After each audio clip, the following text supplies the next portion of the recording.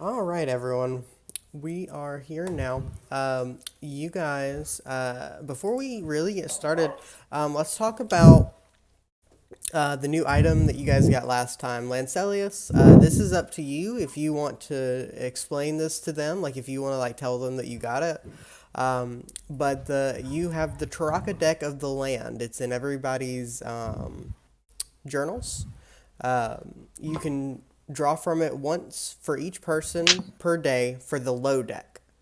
The high deck, however, can only be drawn from once per day by one person. But that's just because it has Okay. some pretty intense effects in the high deck. Um, so some of them are good, some of them are bad. So keep that in mind. Um, but yeah, some of them have kind of obvious effects based on what they are. But beyond Cool. that, um, yeah. So I'd have explained it okay, to the others. okay, cool. I have a feeling that like it's Are they like, would I know if any of these are like detrimental to the user? Or are they all like benefits? no, Or some I of wouldn't them. know. You know, based on what Madam Eva told you, that it can be a curse and a blessing. So you can take that to mean that some of them are bad. Cool. Some of them can be very bad, but only a few of them are very, Nice. very bad. None of them are quite as like you're not gonna get put in a gemstone or anything on the other side of the world or anything crazy like that. It's not to the deck of many things level. It's somewhere in between like I'd say somewhere in between like ninth level spells and deck of many things. Like it's got some intense stuff, Mm, but like wow. you know what I'm saying? Like it's got some like crazy stuff in there mixed in, but at the same time it's not too game breaking. And that's the high deck, right? Yeah, that's the high deck. The low deck is more like And we all wanna. you'll get like inspiration, that kind of thing. Okay. Like it's more little things. That does have some like negative effects, but they're like minor negative effects. Gotcha. Okay, so that's it. We'll go ahead and get started properly. Why is things coming out of my TV or my monitor rather? Let me change that to my headset. I didn't even like you guys are coming through my headset, but I didn't even notice until he put did the thing in roll 20. Okay. Yeah, we'll let Lancelius BRB.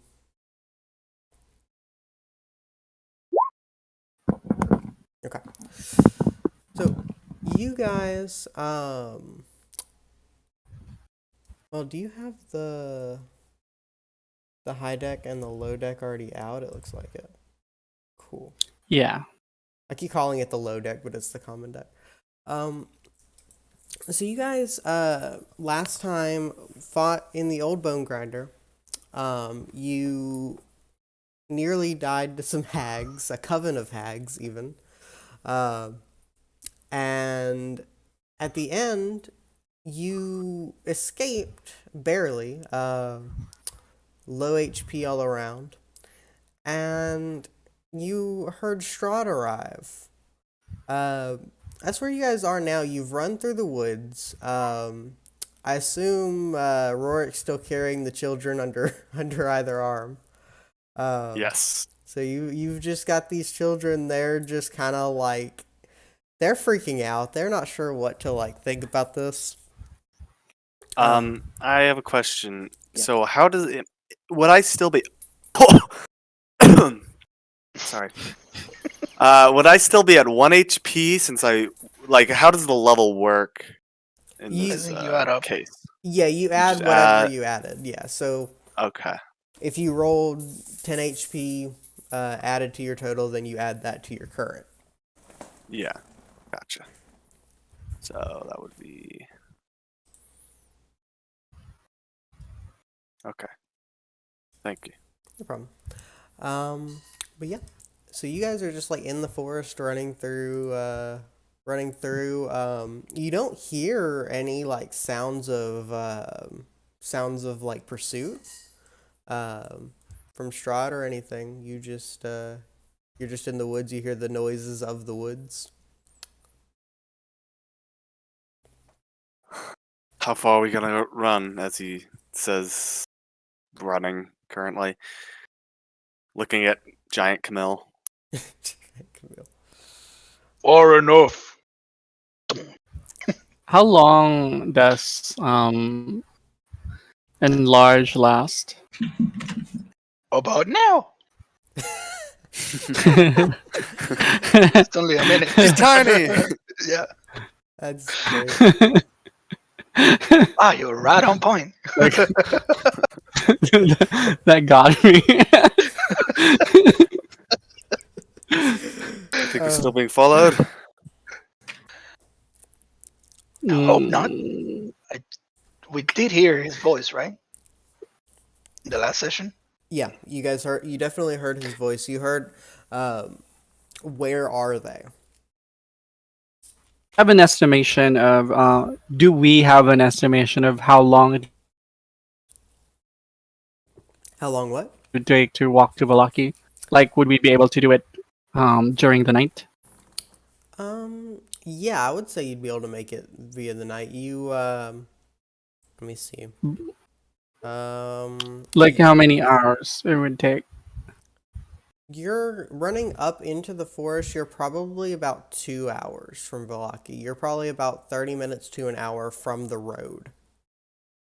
If you just keep going through the forest, like if you like going north, like you know that you saw Vallaki, from this kind of precipice, like where the old bone grinder was, like this kind of like tall area, and then kind of running up into the valley or down into the valley rather, heading north, you could kind of tell that you can get to that road that you saw. So, and Okay. it would take, did you say 2 hours? Yeah, you're about 2 hours from Vallaki now. Running up to Okay, 2 hours from Oracle. Vallaki, but from the road it would be. for about an hour, about 30 minutes to an hour. Oracle hand one of the kids to his sister, and the other kid he'll just carry on his back. Which one are you handing to the sister? The girl or the boy? The girl. Okay, the girl is like not even remotely afraid of the ghost, but the boy like kind of like looks at her weird. But the girl is like snuggling up into the ghost and like takes a nap. Like All right. she feels safe. After that, Rourke will look at Assessius and say, "Do you know anything of how to,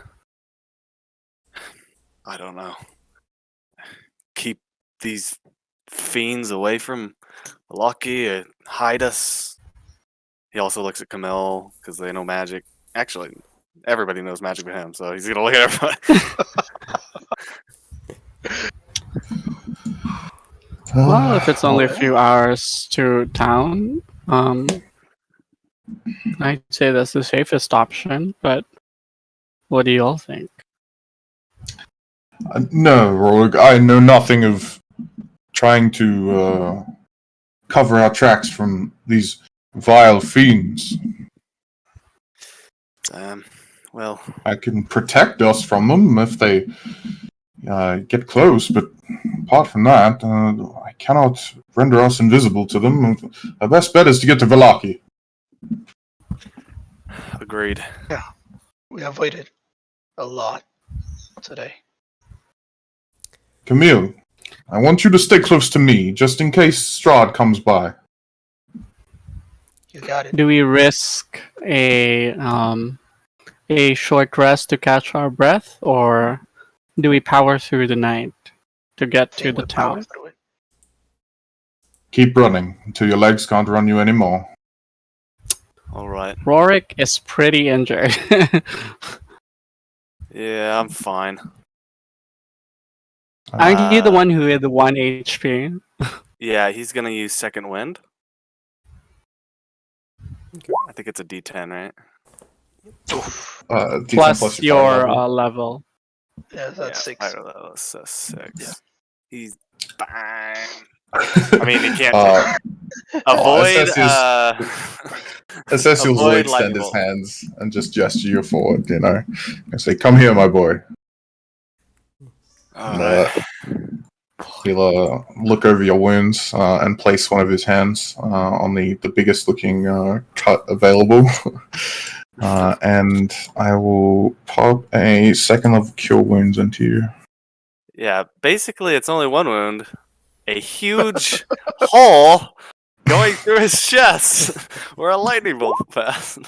Oh, Fine, it's 18 hit points. It's Wow. fine. 18? Goodness. Holy crap. I'm healthier than I was before. Well, so yeah, so you guys make it to the road. It's kind of like tough going. You get a couple of scrapes and kind of you might trip over a root here and there, but it's not too bad. You make it to the road without incident, and upon the road, you see a solitary lantern ahead of you in the darkness with a man leading a cart. Hail, traveler. He kind of like turns to you and nods politely. Oh there. What are you all doing out here in the middle of the night? And you see it is a Vallaki carriage. So this guy's out here because he's not worried about like getting attacked or anything, but he like looks at you guys and he's kind of like startled, like why the hell are these people out here where they are likely going to die? We are on our way to Vallaki. He nods slowly. Ah, I see. I as well am heading to Vallaki. My name is Erigel. Well met, What is Aragorn. that? I am Assessius. A pleasure. A pleasure. I introduce myself to the guy. My name is Dr. Lincelius, and these are all my companions. We would very much love to go to Vallaki in one piece. May we come with you, accompany you to the city or town? Well, I don't know if it's town or city. He nods and says, I would appreciate the company and the conversation." Mm. And you notice he's kind of a little bit more like reserved, and he's a little more reserved than most Vallaki that you've seen, or not Vallaki, Vistani. Sorry. Oh, Vis- okay. That makes more um, sense. Oh goodness, it's early, guys. If I said good. Vallaki talking about him, I meant Vistani. Okay. Yeah, he's a little bit more reserved than most of the Vistani that you've seen. They're all kind of like excited and they party all the time, and he's more he goes out of Barovia. He's got this like big thing of supplies that he's brought back in. And he says, Cool. what business do you have in Vallaki?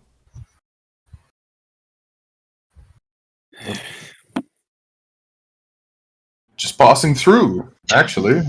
Looking for somewhere to have a safe haven from the night. Yeah, maybe to resupply. Can. Take a bit of a rest. It's been He tough nods. night. Yeah, it's hard to find sanctuary these days for those of you that aren't Vistani, but Vallaki unfortunately doesn't have anything like that anymore. No, No, it used to. at one point the church I hear was sacred ground, but and he shakes his head sadly. Assessius shakes his head. Well, Can't believe this is what it's come to. No faith in the realm. do you at least have a tavern? Anywhere nice? Rest our heads? He nods and says, "Yeah, there's the Blue Water Inn. Uh, I'd show you, but I'm just going to pass through. It's and he kind of like scratches the back of his neck. Vistani aren't exactly welcome in Vallaki. I'm just passing through to get to the camp." Why are you unwelcome? He kind of shrugs. They think we worship the devil or something. I'm not. Oh, which one? He kind of smirks. Which one do you think? And then the lightning crashes above the above Castellan's loft. Yeah. I hate this place. I am most familiar with Asmodeus. No, I mean the devil of this land, the Count himself. I see. And so is that not true? Do your people do not worship the Count? He seems a little offended. He spits on the ground and says, "Ah, we worship the weave of fate, of course. Makes sense from what I've seen. Rumor My has it apologies. Rumor has it one of the Fanes of this world gave us our power. We would never worship someone who took that away." What did Strahd take from you? The He- Thane. He kind of like sighs and says, "It's more rumor and legend than anything. The word has it that he removed the old gods from their place of worship." Ah, But he kind of shrugs again. Nobody alive would know the details, unfortunately. nobody alive that you know of, my boy. But then he shakes his head. I did want to ask you, if you happen to plan to come visit the Vistani camp, would you mind picking up a toy for my niece? He Certainly. There's a toy shop in Vallaki, Blinksy's.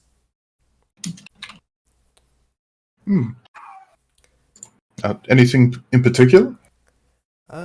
Well, she likes weird things. So if he's got anything that's out of the ordinary or creepy, and he kind of laughs a little bit. My niece has a sort of eclectic taste. All right. This place gets better and better. Everybody's creepy and likes weird things. Well, Sounds just like you. Rourke, gives him a stare. well, my dear Arabelle is well liked by our people, but it is her birthday is coming up soon. Uh, Now, you guys have been talking for a little bit, and you start to kind of approach the outside of the town. Mm-hmm. And let's see, I'm pulling up some stuff. Yeah. So at the gates, it's kind of like starting. It's still like late at night. And there are guards standing behind these kind of like big iron gates, and they're holding torches aloft. Um, they they kind of like hold the torches up, and one of them calls out, "Who goes there?" Some travelers. Just weary travelers looking for shelter for the night. He kind of like narrows his eyes slightly. "And what is your business in Vallaki?" We have to go to trying- Merely passing through. I thought the place that we went to was supposed to be in. Was that place started with C? I forgot the name. It was Kresk. Kresk. Griff. Oh, Kresk. There. there we go. Preferably try not to die in the night. You know, it is. Kresk. That's how you spell it. I had it right. He nods. Don't we all? Now, how do you feel about the Count?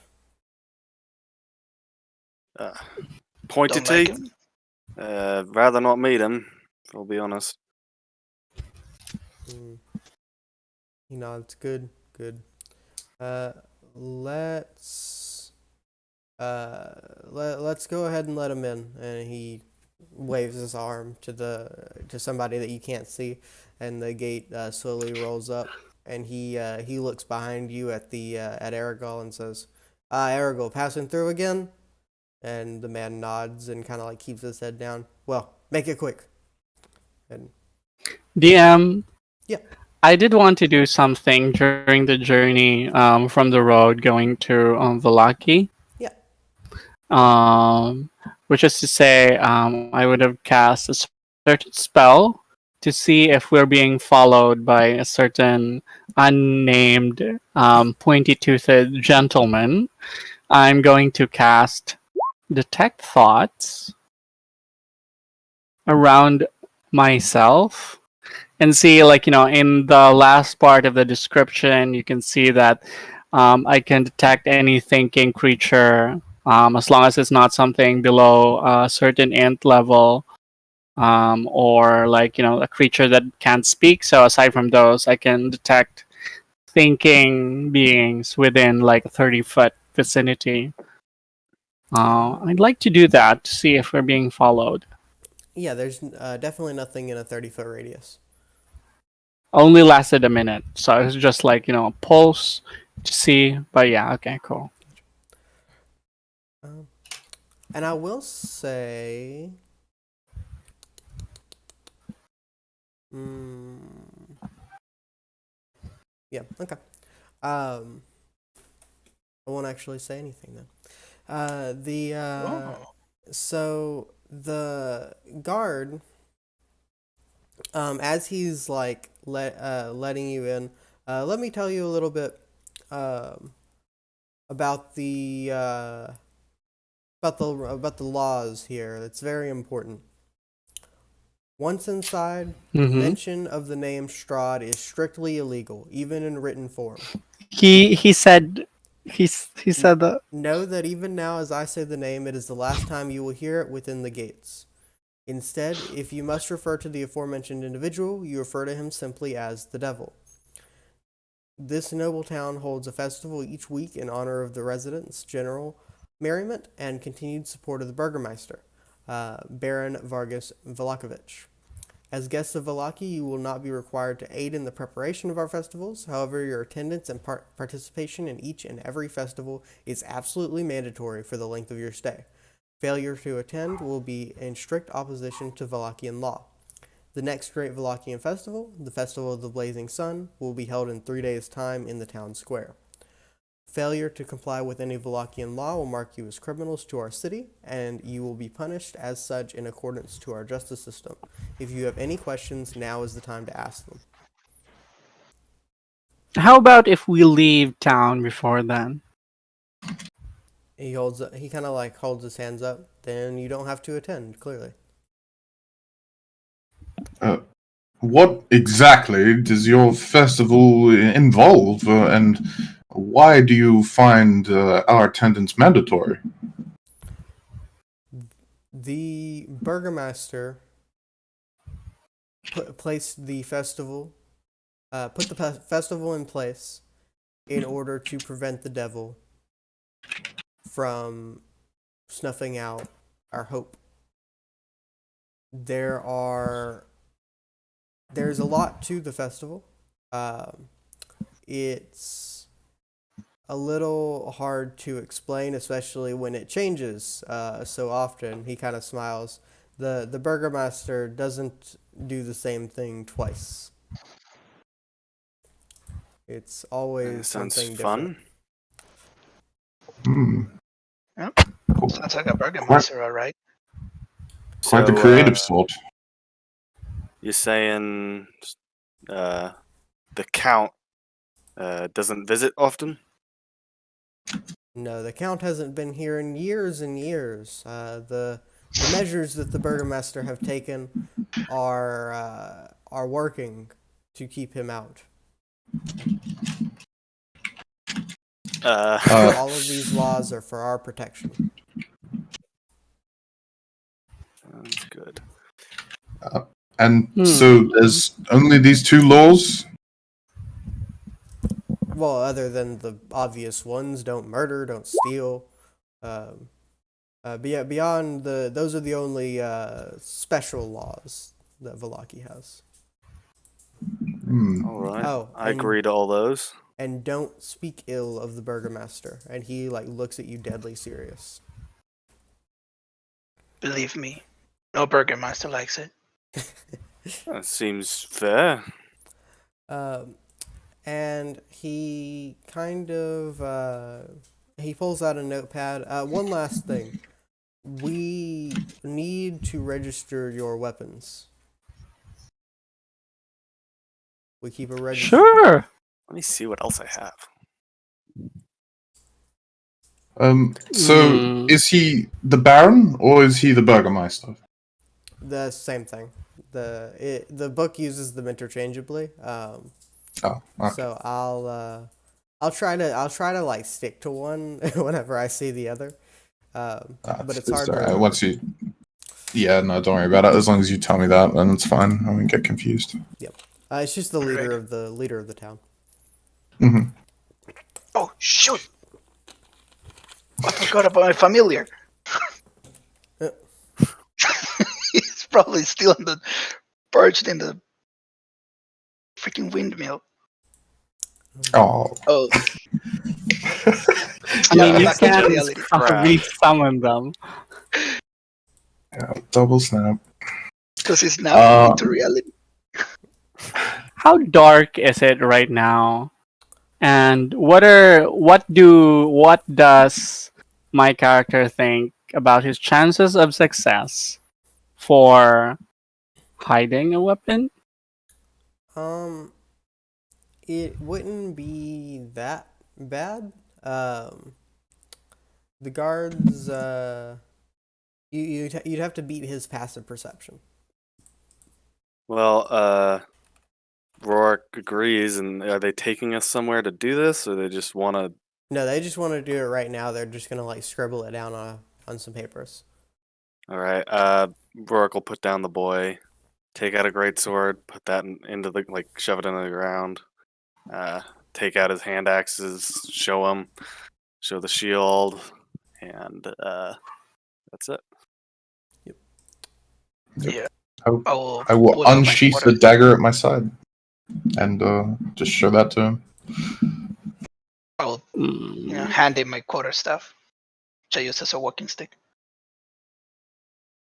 Is anyone concealing weapons? Yeah. Oh God! Ooh, temptation. Yeah, I mean, it was Camille. What if? Okay. This is for sure. What if behind my back? What if I minor illusion some sort of cloth over my what do you call that? My crossbow. And meanwhile showing them my my daggers and my silvered short sword. I'd say roll me deception with advantage. Ooh, okay. Please, Jesus.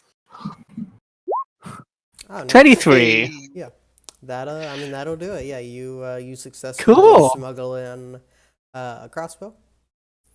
Now they kind of nod and wave you in. Okay. Appreciate it. Any Devons you can advise? Yeah, and he kind of points. If you go down this road, you'll see the what's it called? The blue water inn. Blue moon. Water. Blue Water. Blue water inn. It sounds like a resort, by the way, but Yeah. Goodness. Well, it's good to have blue water. hmm. Take your word for it. But yeah, you guys are free to enter Vallaki now. I will say, Camille, as the daughter and now sister of the current burgomaster of the town of Barovia, it may benefit you to seek some political assistance from the burgomaster. That's something that you probably have thought of. Like Camille would have had that thought at some point that maybe she should bring up her plight with the Baron It of the took the town. words. It took the words right out of my mouth. I Uh, just didn't want to, pull out the badge right at the beginning. I Like, got you. hey, Yeah, I just wanted to make sure yeah, that thank you. Camille would have thought of that. And then the Blue Water Inn, and it may be worthwhile to try and find somewhere for the kids to be, unless you just want Yeah. to keep them in tow forever. No. Vark's just straight up gonna put down the boy and say, "Now, this probably wasn't the best experience you've ever had, but better than getting eaten, right? Uh, what, what do you think we can do with you? Any ideas?" Now that you've stopped and the kids are, well, the boy is on the ground and the girl is still asleep in the ghost arms. The Camille, you recognize these children. This is let me pull their stuff up. These the same kids from the first house. No, definitely not. The ghost? That That'd would be be crazy. so creepy. No, I mean, it goes this. along with the campaign. Oh goodness, that would You can actually. haunt somebody while you're alive. Just like, oh, I'm trying to pull. Power. But the boy's name is Freak. I'm trying to pull up the girl's name. That's not right. His name's Does he- Freak? Its name Yeah, is I'm guessing Freak. it's Frick. It's actually Freeeck, I do Oh. believe. Let me. No, it's Freek. And the girl is Myrtle. You know them from the village, like they're kids from Barovia. And Freak looks up at you, Rorik, and says, "Well, I don't really want to go home.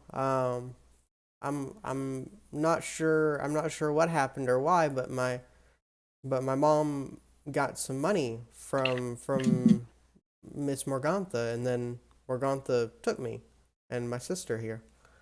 I I don't really This want to place go back sucks. there. Um, I'm not sure. Where are we anyway?" And he looks around. We're in Vallaki, kid. Is I'll there? make it's- sure you stay here and not go back. He We'll nods. we'll find you something nice here. How old is he? He's about 7. oh, How old's the girl? About 5. He's definitely the older of the two. well, we'll do what we can. Maybe talk with the count, or not the count, the Baron. Yeah, we're trying to stay away from that guy.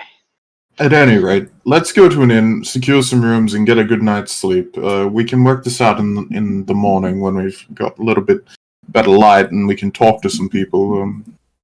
Yeah. Yeah, let me see if you pass anything of importance on the way to the inn really quick. See where it is actually in Vallaki. Get us still some drinks. All of a sudden, Rorik turns around and says, "I am not an alcoholic," to his sister. Okay. Inside chat. Kidding. Not a hard DC. Goodness. Okay. Yeah, so as you're kind of passing through, he did point you down the main road. you kind of like go through the town. There's not really anything going on. It's like super late at night. 'Cause everyone's in beds. Um, the you kind of pass through this town square, and you see the shops and homes that enclose the square are decorated with these limp, tattered garlands and painted wooden boxes with some tiny dead flowers. Uh, at the north end of the square stands a row of stocks, locked in which are several men, women, and children wearing crude plaster donkey heads. Um, and it looks like they've probably been here a while since it's late at night and they're still here. Um, and in the center of the square, there are like peasants that are just kind of like sleeping around one of the fountains. Uh, and all around the square are these kind of flyers and posted notices that say, "Come one, come all, to the greatest celebration of the year, the Wolf's Head Jamboree. Attendants and children Attendant, that doesn't, I think that's a typo. Attendance and children required. What? Gonna run that one by me again? I Pikes, do hope so. pikes will be provided. The kids gotta go to the party too. Pikes will be provided. All will be well. The Baron. And yeah, What was the name? Something Jamboree. yeah, the Wolf's Head Jamboree. Now, when you said that the people, like, there are men in crew donkey hats that are in stocks. Hmm. Yep. I want to go over to them. Okay.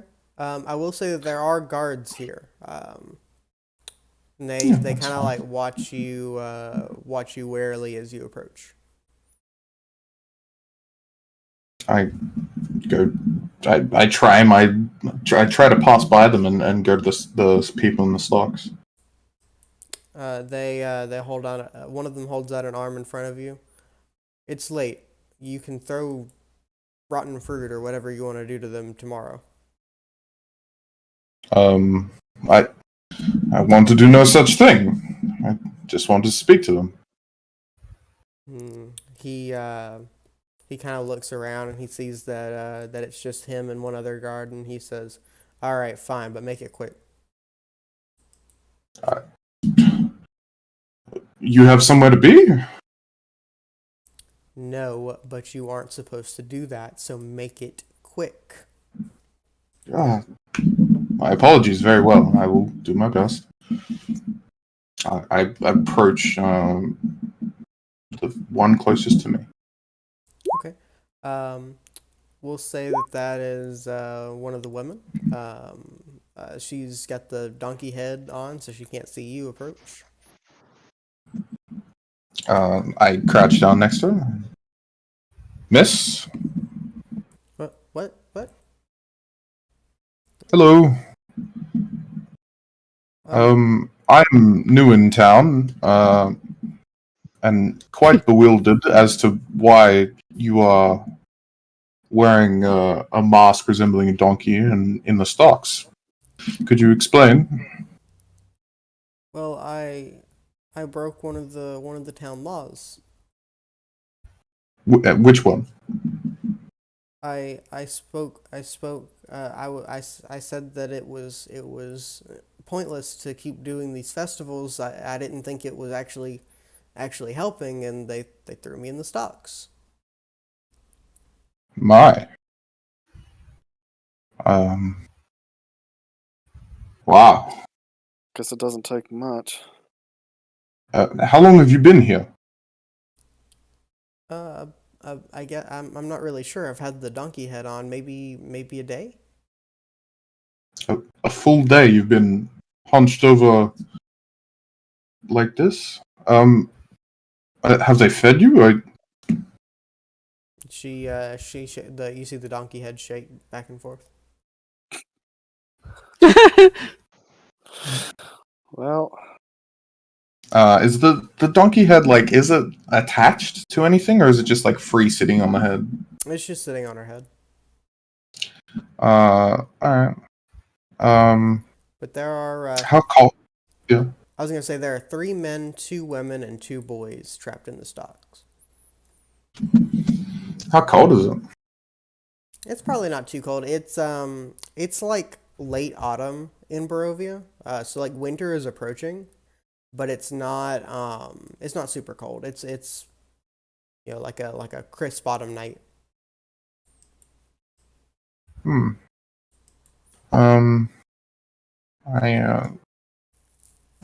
What do I even have? Probably nothing. Grease pack.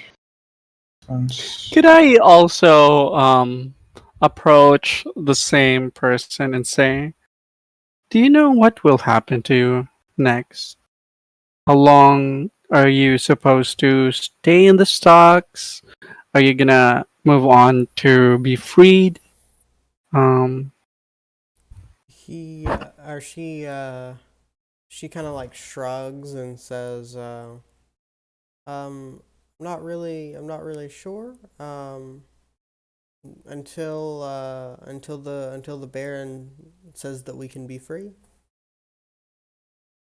could I ask the same question to the guards? Like, how long are they supposed to stay there?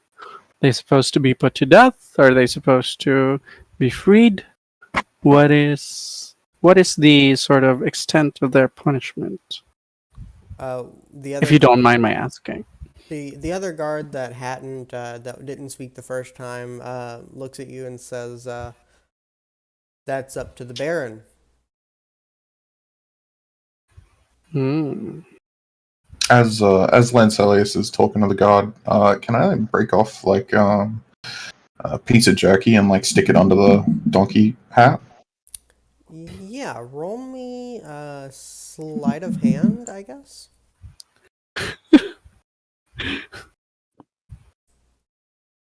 Can I guidance myself for this? Because I don't know, this is pretty premeditated. Sure, yeah, go for it. Nice. Oh Hey. yeah, okay. 23. I mean, yeah, that'll do it. You hear the munching sounds from underneath the horse head, and she murmurs, thank you so much." Alright, I'll go and join Lancelius. Yeah, so kind of with this, they say, "Now, get along now. Go do whatever it is you were going to do from here." All right. One last question. For the laws in this town, they're not strictly mandated. It's just whatever the Burgermeister deems it warrants at the time. One of them kind of like steps forward to you. "Anything bad mouthing the Burgermaster is a crime." I understand. Yes. What I'm asking is just why they have not been given sentences. No, they don't know how long they're going to be here. That's what I'm asking. We haven't been told. It's up to the Burgermaster will send someone for them when their sentence is Yes. done. Right. All right. Well, good evening.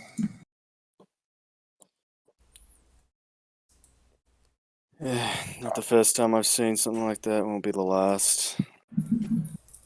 At least not as bad as the Count. Yeah. Is it? Yeah. Let's go to the Blue Water Inn.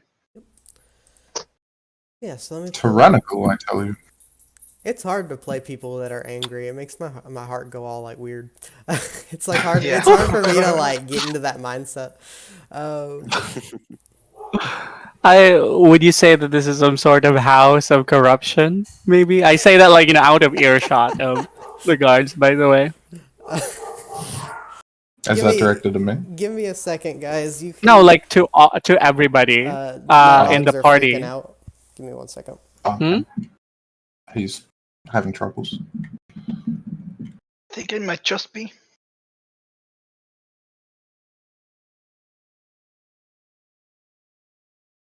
Yes, you know that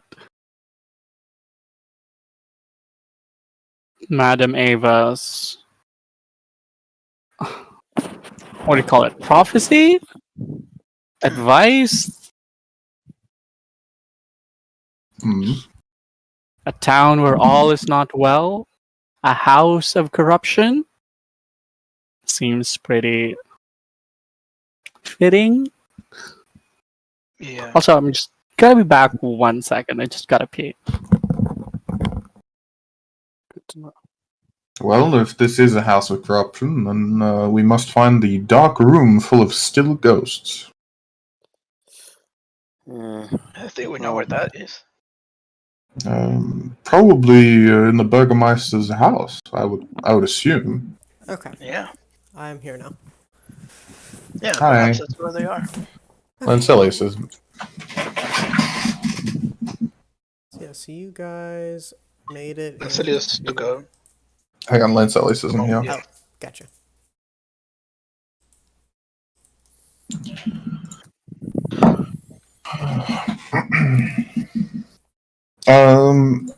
Verod, how many people do you think reside in Vallaki? I guess you guys wouldn't really know that yet. It's you haven't really seen anyone on the streets, but kind of out of character. Maybe 1,000, like 1,500. Mm-hmm. It's a decent sized place. Yeah. Okay.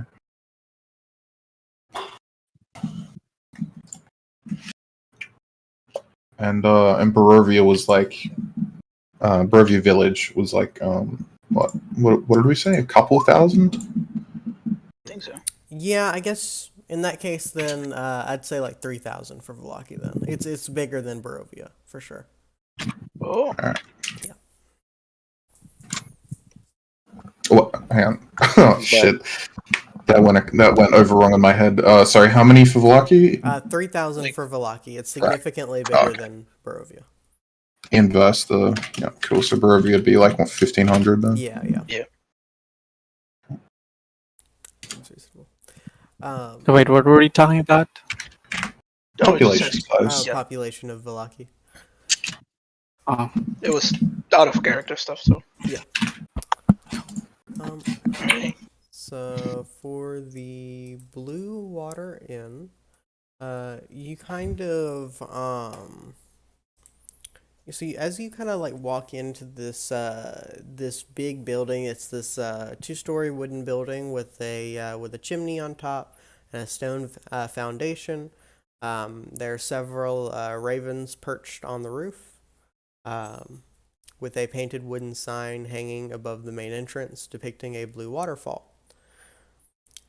As you walk in, you see.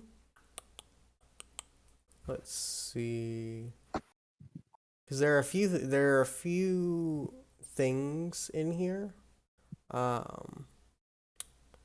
There are a couple of children that you see kind of napping in like a corner of the room. They're like just kind of like hanging out.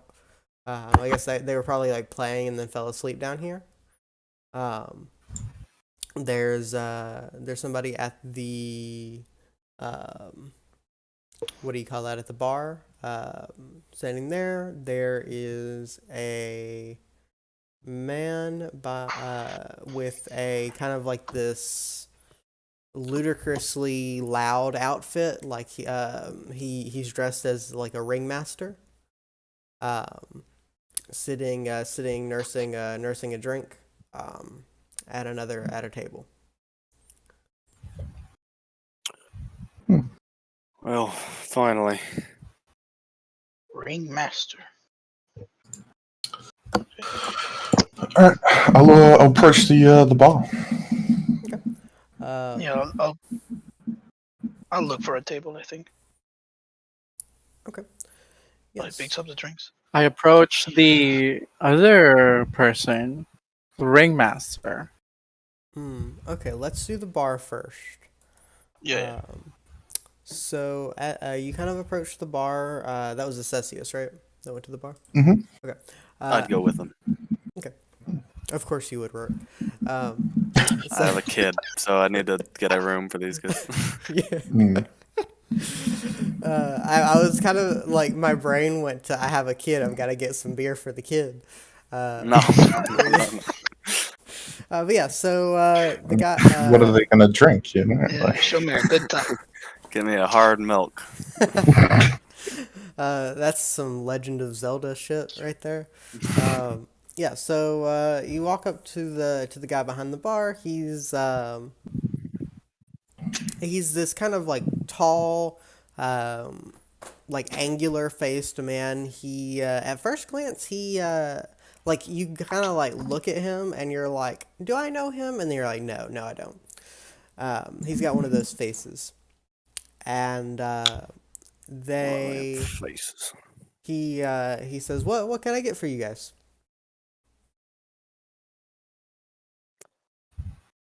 Well, bunch of rooms, right, Rorik? yeah. What do you think, boys? And then Camille can sleep with the kids. Mm, So 2 rooms. sure, yeah. He nods and says, "Okay, that'll be a silver apiece, or I'm sorry, 10 silver apiece." Very well. I will hand him the money. He takes it and he puts it in a kind of a drawer, uh, and says, can I get you guys anything to drink or eat?" Mm. Mm-hmm. Rorik, are you drinking? Are you? Your sister is still manifested. I wouldn't want you to look a fool in front of her. He just gives him a stare and then says, "Yeah, I'm drinking. I'll take. What's the strongest thing you got? This place is kind of bringing that out in me. I'll be honest." He nods and says, "Well, all we really have is wine. I can offer you purple grape mash or red dragon crush. I'd say red dragon crush is probably what you're gonna want." Yeah, I like to crush dragons. Sure. It's one silver piece. All right. Can you have change for a gold? Certainly. How much is the going rate for a meal? I have 2 children to feed and 3 more companions along with myself. He kind of like looks over all of you guys and says, "Uh, the kids eat for free. 2 copper and I'll feed the lot of you." That is generous of you. Thank you very much. Do you have change for silver? Come now, Rorik. He's a merchant man. He has many change. Many change. All right. Yeah, yeah. And he exchanges you. I guess I'd better start a bank at this rate. Yeah. Sorry about that. And he says, "No, what are you lot doing in Vallaki?" Ain't that the question? Come now. Passing through. We are going to wait the night out and possibly go and see the Burgermeister tomorrow, and then we'll be gone to Kresk. To Krusk, his eyes kind of they don't like go wide, but he kind of like opens them wider. What business do you have in Krusk? I dust off my my sort of vestments, I suppose. I say, I'm a priest, and I hear that there is a church in Kresk in need of my services. He sort of like rubs his fingers on his chin. Yes. there is the Abbey in Kresk. The abbot runs it right now. He are you going there to seek his assistance or trying to assist him? I'm here to seek his assistance. He nods. Well, are you lot adventurers? I That would be look to my. Rorik. Yeah, that's more my forte. Though, been a bit. I'm going to be honest. I haven't been in this duchy very long. If you catch my drift. Hmm. He nods and says, well, if it comes to it, and then let me pull up some thingamajig. Oh, I accidentally opened the wrong one. I need this. He says, well, my family, you see, makes the wine that we serve here, and the latest delivery is overdue. If you happen to head that way, if you could find out what's going on with the latest shipment, I would provide you free room and board if you return with the wine. Just something to keep in mind. Very well. What is your name? My apologies. Erwin Mardakov. And my wife is upstairs asleep. Her name is Danica, if you see her. Brilliant. Very well, Owen. Well, if you wish to entrust us with this task, I would ask that you write and sign a letter saying that we are within our privilege to take the wine from wherever it is and bring it back to you. He nods and he kind of like scribbles it and he kind of stamps it with a symbol with some ravens on it and hands it to you. So yeah, you've got a letter that basically says these people are on a job for me. Don't be angry at them. Let them take the stuff, kind of thing. Where did he say it was, or last seen, or whatever? Kreskov. No, they just Go on. he says let me pull it up. I'm trying to like get an idea of where it is on the map. Because it's not in Kresk, it's in a different spot. It's on the road, right? Yeah, it was from Kresk. Somewhere in between. Yeah. Okay. Let me find it really quick. Goodness gracious, can I please find the winery? Because then I can get him to tell you where it is.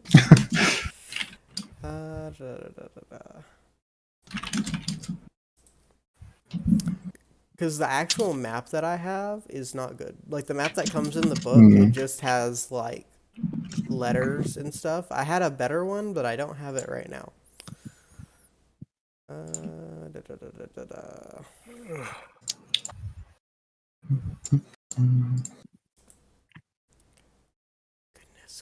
Goodness. Maybe in a second. But no, it's not like right next to Kresk or anything like that. It's in a different spot. That's what I'm trying to. He just hasn't had anyone to look for it.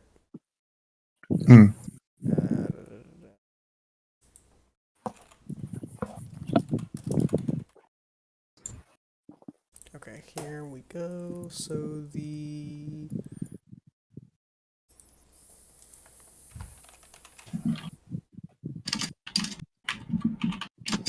okay.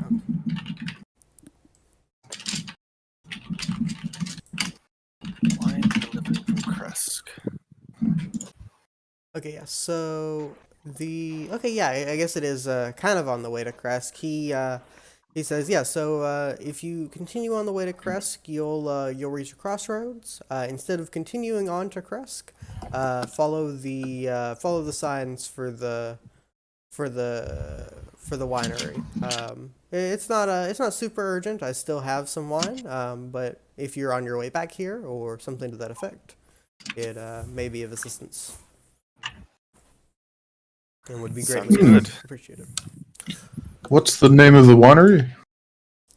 Wizard of the Vines. And he kind of like puffs his chest out proudly. All right. Let's go ahead and cut over to Lancelius. You approached the ringmaster looking dude. Let me pull him up really quick. Ooh, you have a picture? Oh. No. Actually, maybe I do. Hold up. I don't think I can. Let me see. Can attach image files into handouts, but I guess that's too much of a bother. Yeah, and then I can't tell you why I can't. Ooh. You'll find out later. Don't I ask guess. questions. Don't ask questions. Yeah. Let's see. Plus, like a lot of the so I don't. So whenever we get like to the end of this in like a year, remind me to show you all of the cool artwork because like a lot of it, like the artwork is really creepy, and it makes you not Cool. want to trust the people, even if they're good people. Like even if they're good aligned NPCs, they all look really creepy, but they look really cool. Uh, which is weird.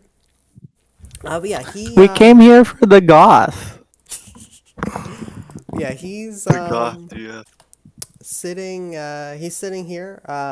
He looks up at you. Yeah. May I buy you a drink, sir? He kind of nods and says, sure, I'll take a drink.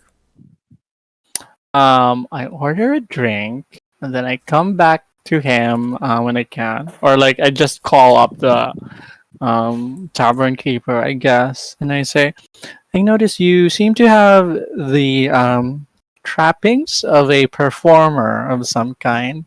I myself am a bit of a performer.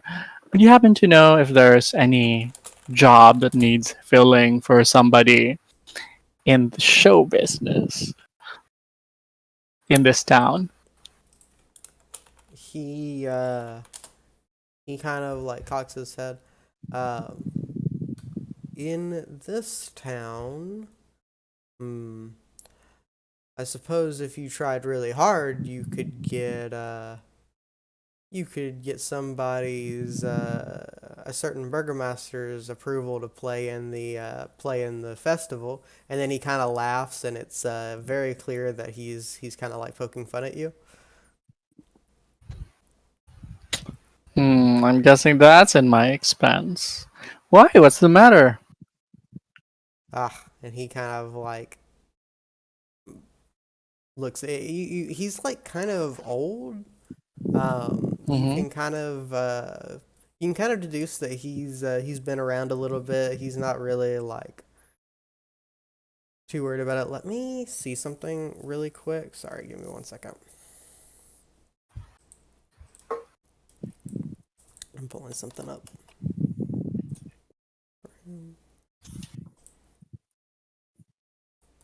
He says, my name's Rictavio. Rictavio? Rictavio. Octavio. Okay, call. And he kind of like Badass name. waves his arms around and like kind of like does the kind of like overly dramatic like half bow. since he said that. Rictavio! Hello, Yes. Octavio. And he says, what beyond that, you know, it's not something that I think you'll find here. Really, I have some things that I do, but not things that would assist this town. Okay, so I introduce myself. I say, well, Mr. Rictavio, my name is the magical, mystical Dr. Lancelius.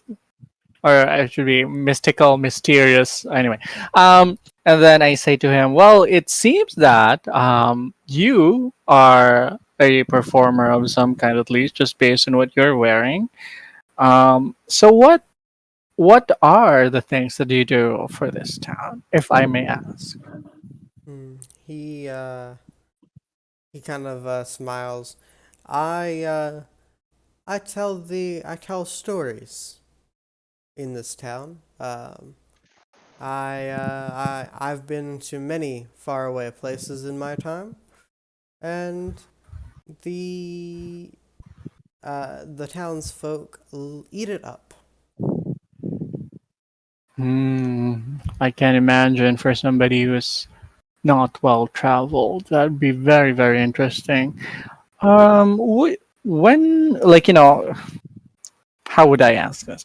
I'd say like, well, I hear the festival of the blazing sun is coming soon. Are you going to be doing your storytelling then? He smiles. I hope to be out of the town by then. But if I am still here, most likely. Oh, so you're not from around here too. I was hoping to ask a local for, knowledge of the town. Hmm. Well, I know much. If you've got a question, maybe I can answer. Well, I guess the first question is still whether you're from here or are you a traveler too, just like us? He smiles that same kind of um like mischievous smile, and he says, "Well, I've been here long enough to say that I'm from here, but no, I don't originate here." Not from this town, I imagine. He just smiles. Vallaki, I mean. Oh, okay. Perhaps from somewhere far, far away, beyond the mists? He thumbs his I nose. ask. He thumbs his nose and says, "Well, now that would be telling, wouldn't it?" I wink back at him. Now, Doctor Lancelius, are you a real doctor? Oh, yes. So much knowledge can only be gathered through years of research and study. Are you a doctor? Are you like actually a doctor? Or is that No. okay? Roll me a Hell deception. no. Roll me a deception check. Um, okay. 14. Okay, let's see if he gets anything to perception. I would assume so. He seems kind of perceptive. Wouldn't it Wouldn't be it be Insight? insight? insight? Yes, it would be. Yeah.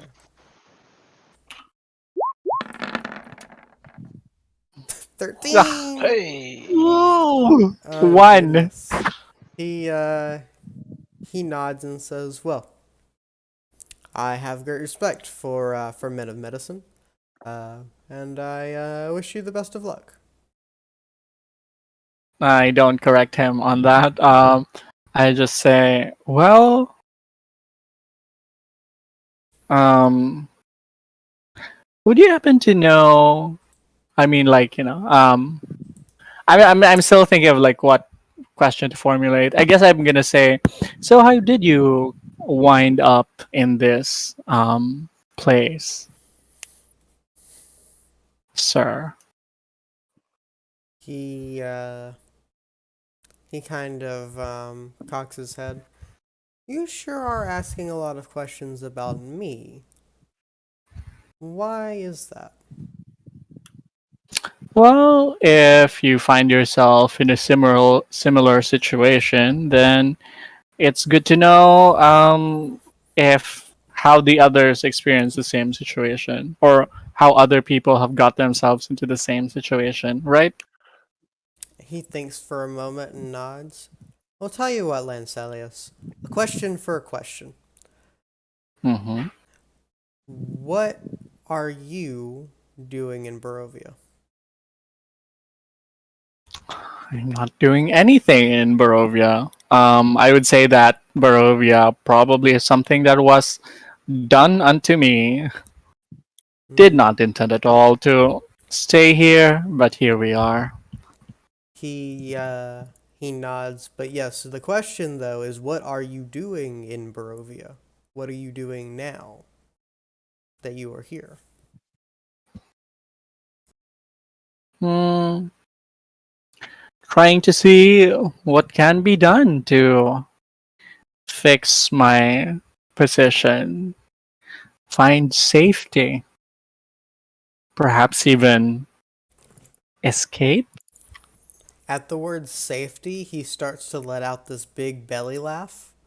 Um, that I knew that would get you. you. What was your question again, Lancelia? Sorry.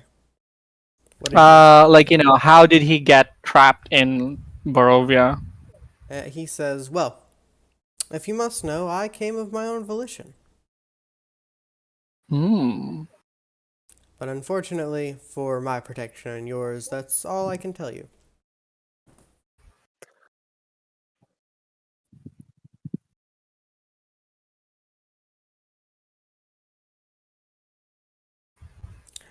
So, Indeed.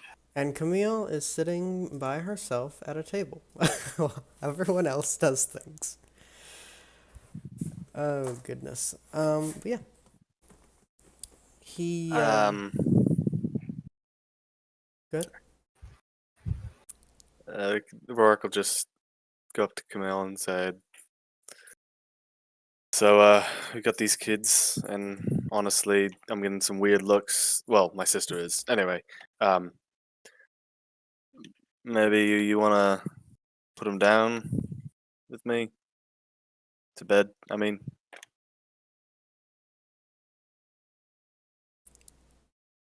Camille, I'm you there? sorry, I was a bit distracted. Oh. Um, yeah, I was just thinking uh, things that I could do here. But yeah, yeah, let's put great. the kids to bed. The girl seems already passed out, and I look at the boy on my shoulders. Is he asleep as well? Oh yeah, he's definitely conked out. All right, shouldn't be too hard then. They had a long day. Um, Are we all settling down, or is there something is anything else you guys want to do? Rourke's more passing them off so he can go drink. Fair enough. I'm just gonna go get up to leave, and before that, I'll just say to him, "Well, I'd love to pick your brain some other time about this place, but for now, we're gonna go rest." But yeah, like I have a question. Is the inn big enough that my echo could get 30 feet away from me? Yeah. Because if it can, like if it goes to the room and it gets 30 feet away from me, the girl's gonna disappear. And Rourke would know this, so he's gonna try and avoid that. Yeah. The place is quite big. You Okay. could definitely get 30 feet away. Then he's gonna carry the kid up with Camille. Okay.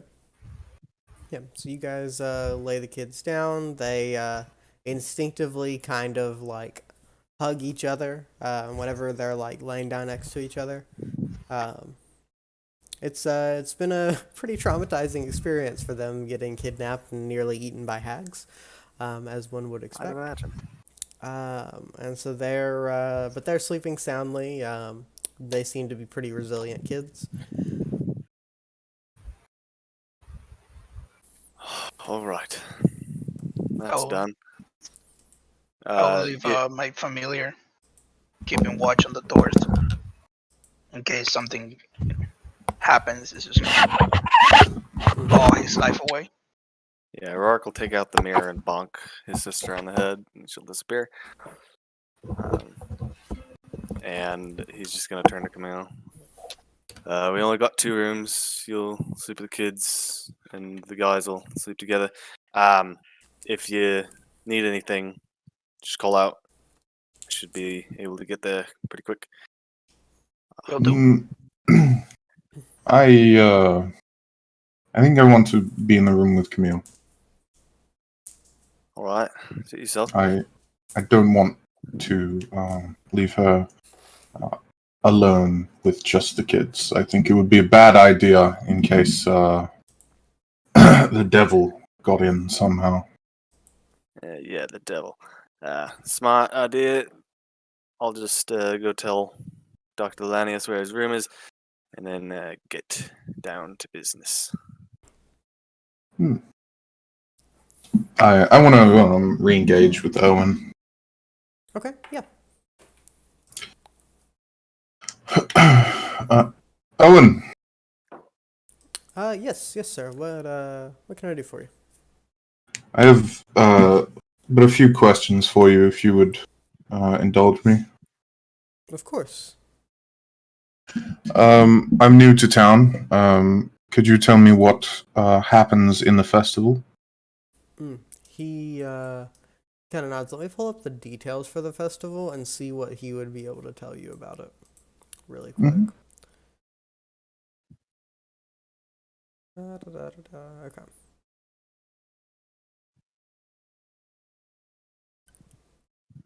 Yeah, so he nods and says, well, typically the Baron gives a nice speech, and there's just some music and like dancing and that sort of thing. Some food. Usually, people will make him bring food. Um, Luckily, as I am technically not a citizen of Vallaki, I don't have to deal with the prep work, um, like the people who make their homes here do.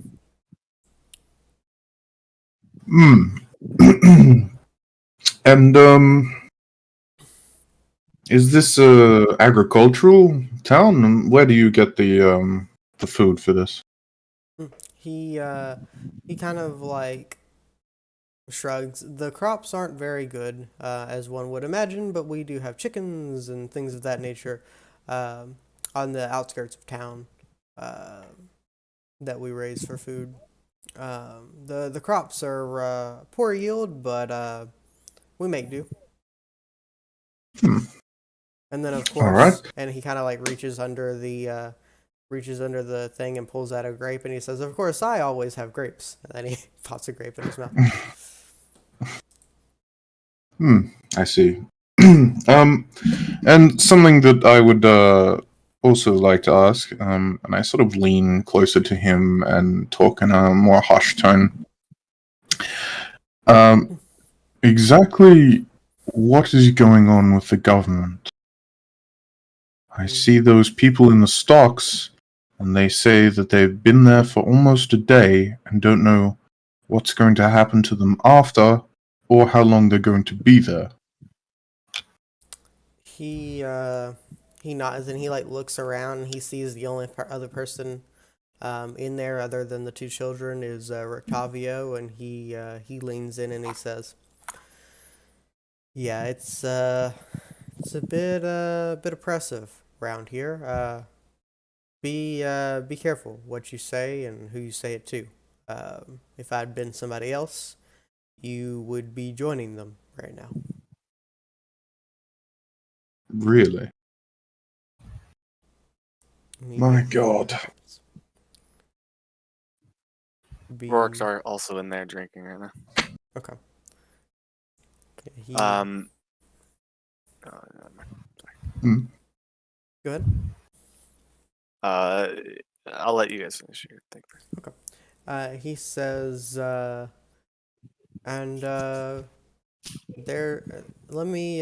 Since you're so willing to help me, I suppose I should help you. And he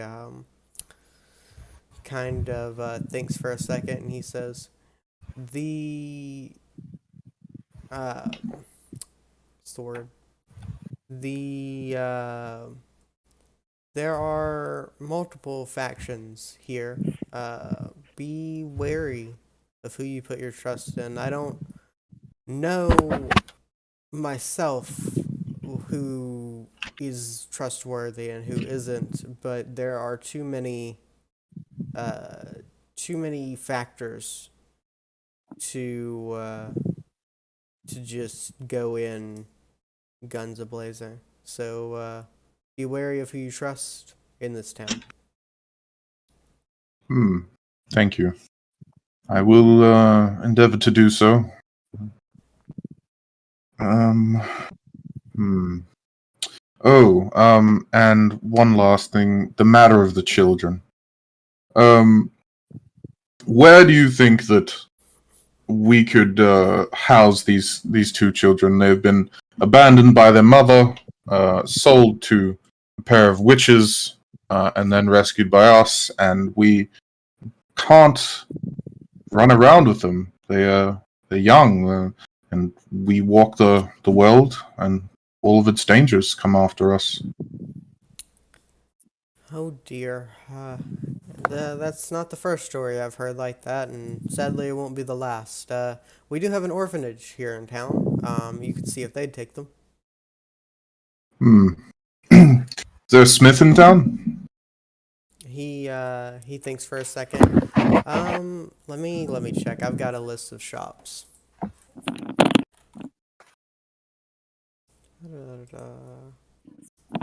Let's see what we've got for shops. I'll be right back. I gotta do something. Okay, yeah. Right.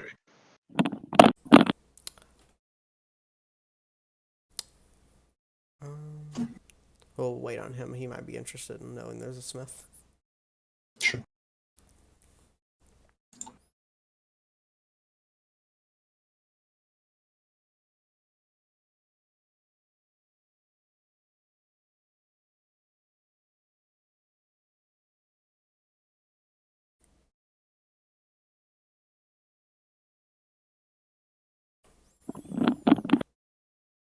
I'm back.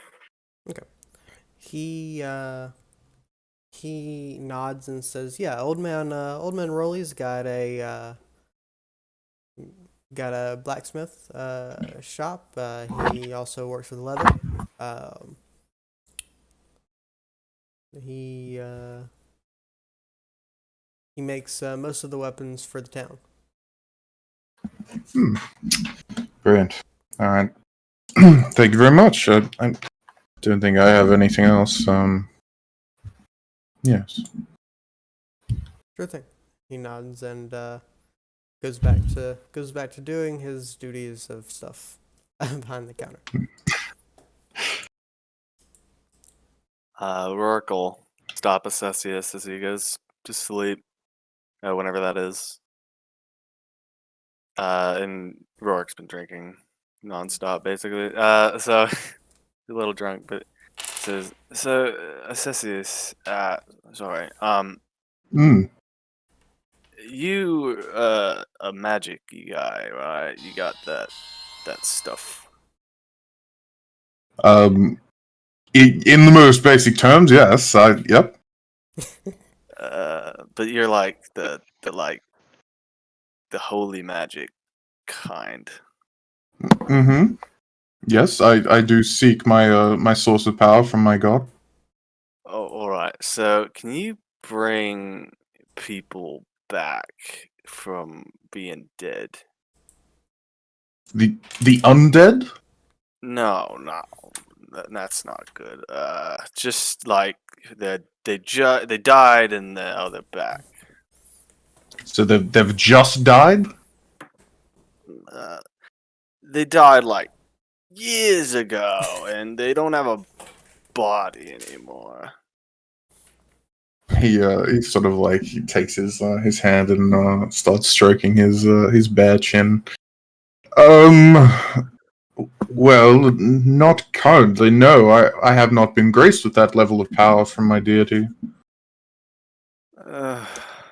All right. What you ask is a minor miracle, my son. It's not something that every cleric is handed, and I still have quite a long path to walk before I am deemed worthy. Yeah, I've heard it. I've heard that.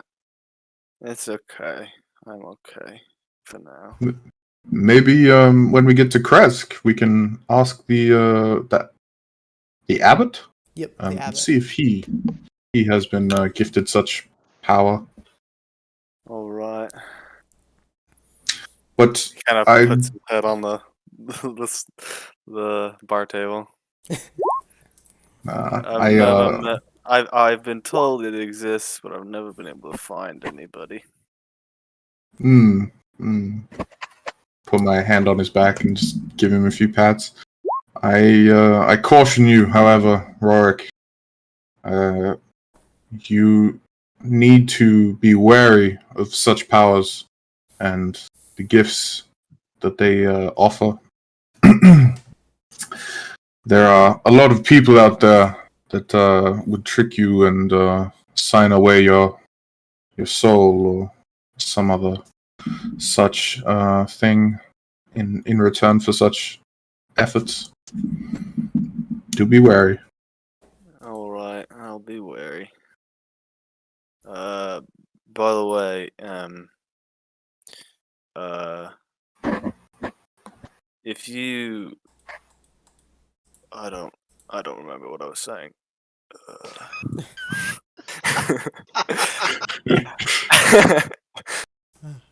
I'm starting to not be able to tell if this is Ender or Rorik.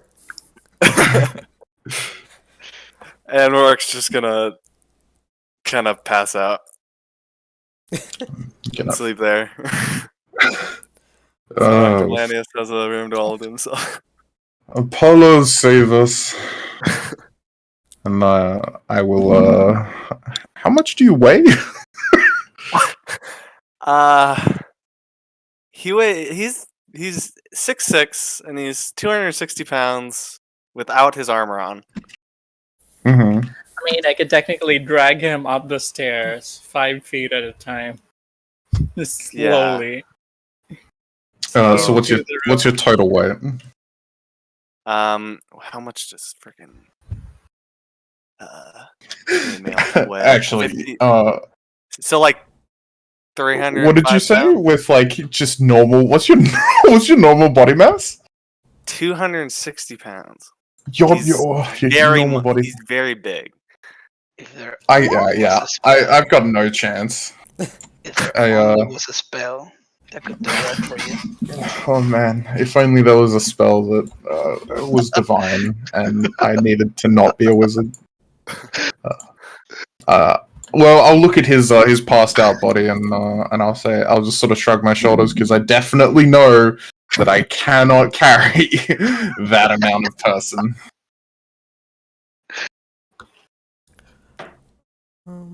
Yeah, all right, I'll head up to the room. So, is everybody settling in? I mean, if I find out that Ender, if I find out that Rorik's still outside, then I'll just drag him up with like my force push. It's just like ragdoll. Just he would eventually wake up to that. he's not dead, brain dead, but Oh goodness. That's gonna hurt in the morning. Yeah, he's gonna just wake up to that and go to bed himself, kind of like, okay. Oh wow, you could have just poured water on me. He'll take off his chainmail and stuff to not be exhausted when he wakes up. I did want to have a little talk with the Cessius, just before. Okay. Yeah, go for it. Those kids are from my town. I think there's a chance that we can find them someplace nice here. Yes, I would hope so. The road is no place for them. Yeah. And I think there's also that can be done with the person with the donkey's head. You wish to do something about that? Yeah. Yes, I feel the same. It's gonna be a political move. First, have to meet the Burgermeister and not tell him about the plan. I can I- make myself appear as someone else. Perhaps him Uh, convince the guards to let her go. ah. Well, that would be incredibly risky. Once the Burgermeister catches wind, I think all in the town that have the capability to cast such beguiling magics would be rounded up. Doesn't really have to find out. Uh, She's just how not would going he? to How would he not find out, Camille? His famed little prisoners out in the square would have been taken away from him. As soon as he wakes up, he'll know. But it was himself who did it. He'll be contradicting himself. Unfortunately, that logic does not work on men of such caliber. As soon as the guards tell him, he will seek us out.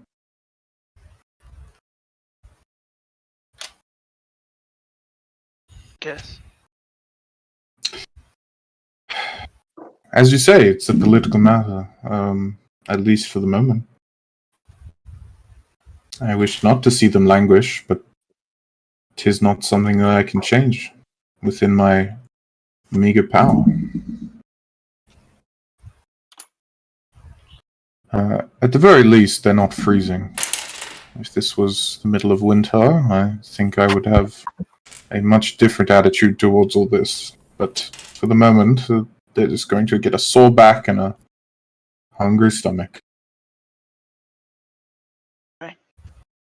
Both are easily remedied. At any rate, you can go and work your, shall we say, noble ways with him in the morning.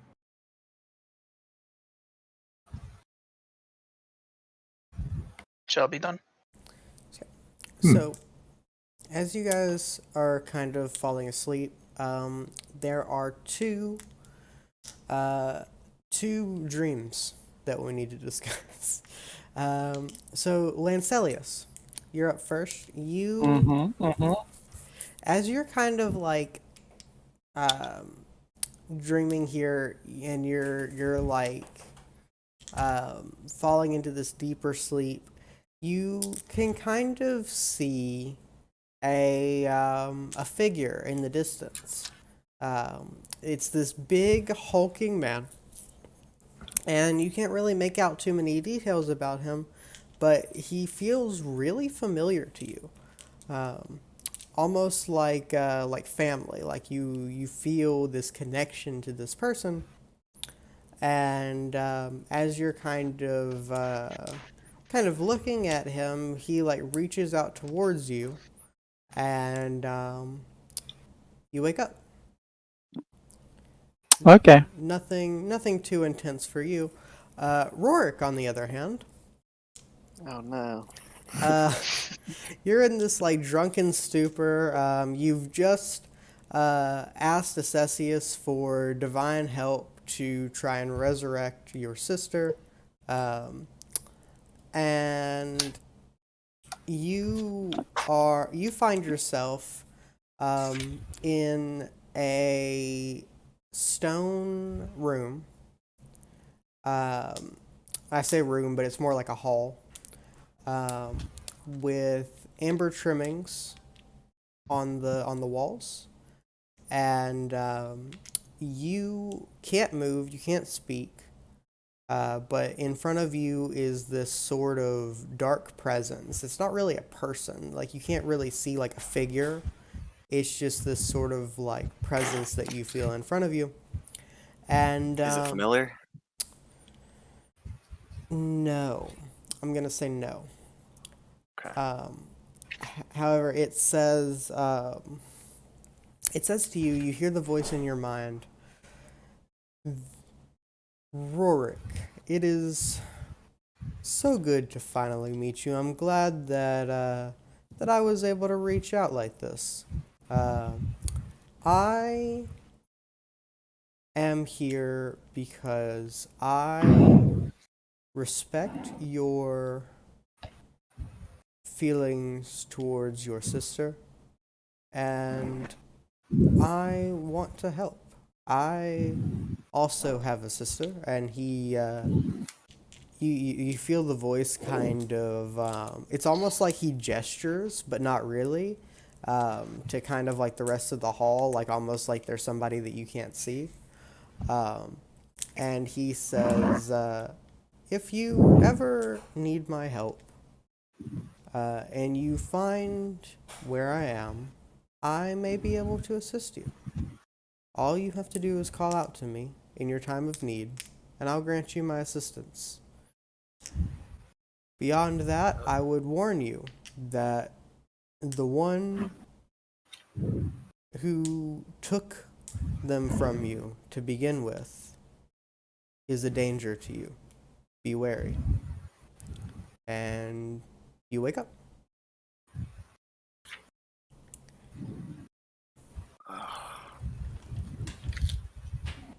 That Shit. so it's morning. Well, You guys have probably slept for quite a long time. It was a rough night. So it's probably yeah, late morning for Barovia, like 8 or 9. um, Lancelius. You, is he in there? Yeah, I'm here.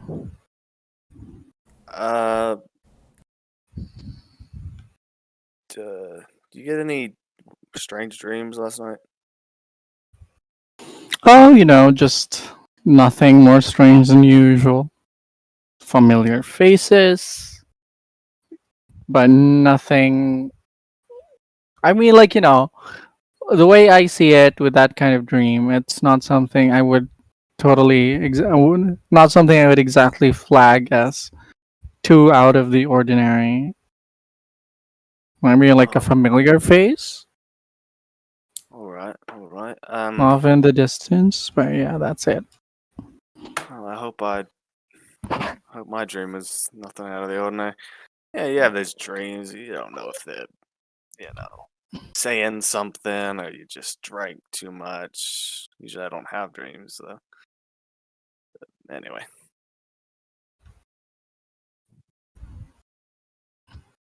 Lance, Well, have the rest of the day to clear your mind off of your bad dream or whatever.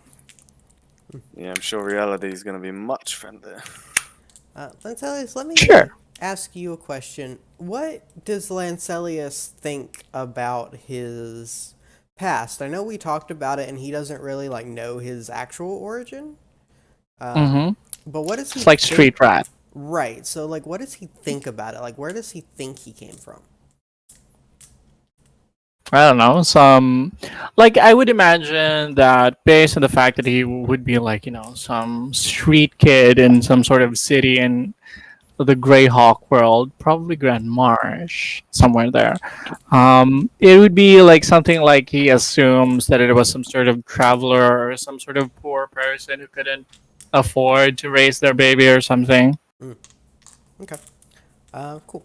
and So, just like left it on the street or whatever. okay. So, you guys wake up, and Acesius and Camille, whenever you wake up, the kids aren't in the bed. But Uh-oh. All right. I immediately jump out of bed and I run over to the door. Okay. Yeah, as you Is the door unlocked? yeah, you're just in your room. You run downstairs, I assume. Yeah. Okay, yeah. You see the two kids playing with the other two kids. They've gotten out, and they've gotten up early, and they're talking and laughing and having a good time with these two other children. I fucking clutch my heart. that was Gods intense for a above. minute. Yeah.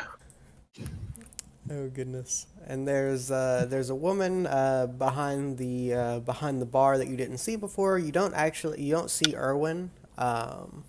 You see a woman this time. Uh, I go and approach her. And I say, Danica, I assume.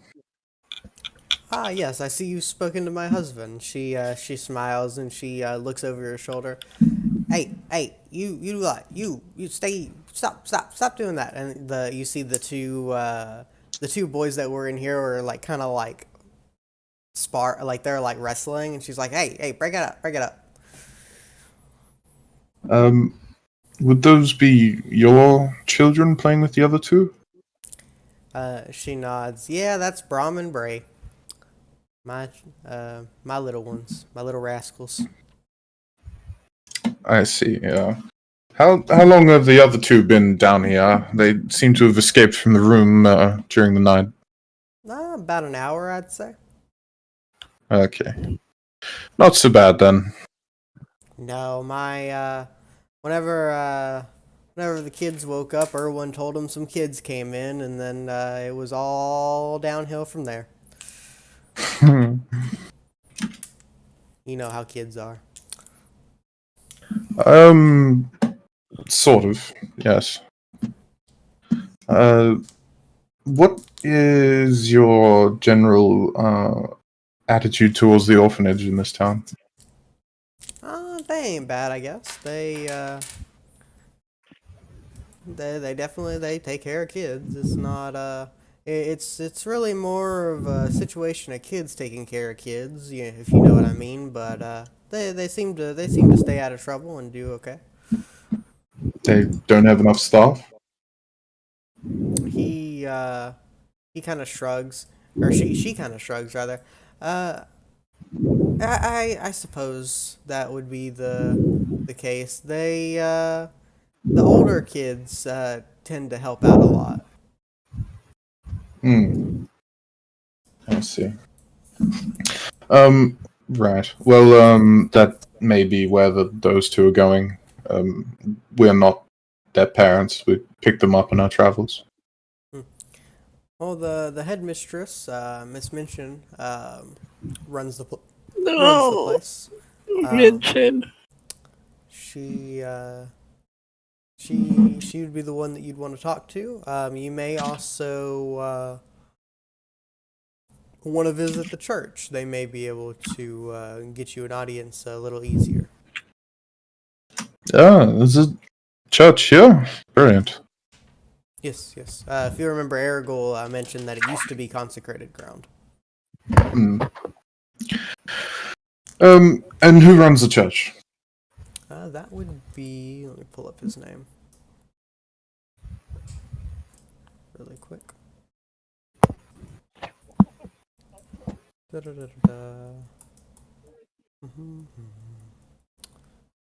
the church is run by Father Lucian.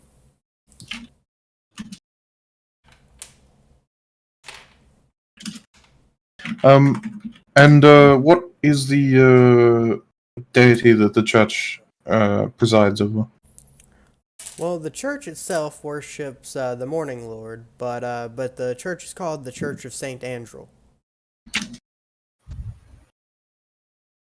Very well. All right. Well, thank you for the information and for looking over the kids. I give you some money. What was it last night? I think it was 7 coppers for breakfast. Don't worry about it. I already fed the kids. I can go ahead and whip you guys up something. Oh, well, bless you, Danica. Thank you very much. It's very generous of you. Sure thing. She's kind of like, whereas Erwin was like this kind of like nice, super nice like dad kind of figure. Like he's tall and he's like kind of angular. She's definitely like a mom figure. She's very like bustling around, kind of like grabbing the kids and like yanking them around, telling them what to do. She's very much like a old fashioned mom figure. and she whips you up some scrambled eggs and that kind of thing. And she's Rorik comes down with the dog and lets the kids play with the dog. the kids are Well, so excited. He asks if they have any water he could dunk his head into. She she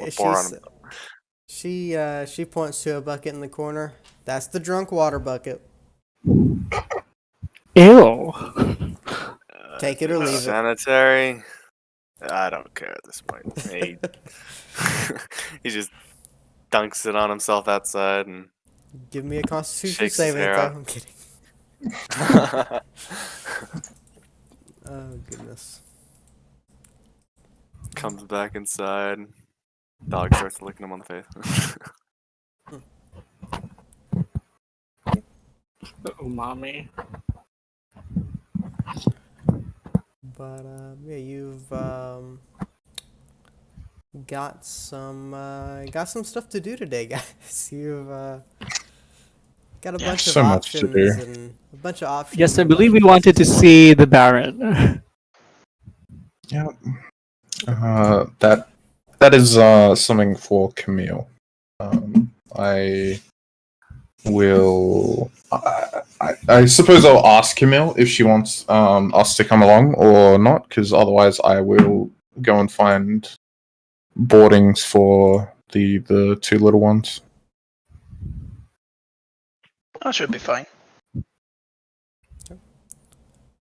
So who all is going where? I'm gonna go with Camille because I also wanted to see the Baron. I want to play for his little festival. Okay. Rorik will go with Lanius. Or sorry, Lancelius? Acestius. Oh, Acestius, okay. He'll go with Acestius. What am I thinking? Alright, we're going up in duos.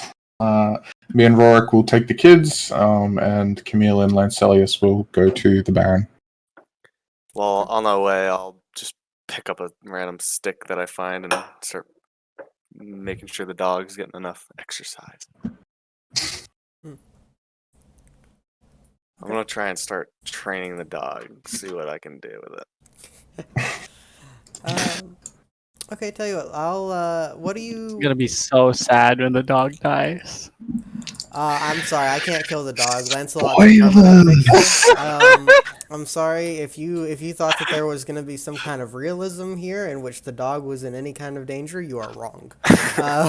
Fireball hits the middle of the party. The dog just happens to be. Man, I'll kill unaffected. kids before I kill dogs. It's not happening. Oh my god! God. It's not happening. The dog is Strahd himself. The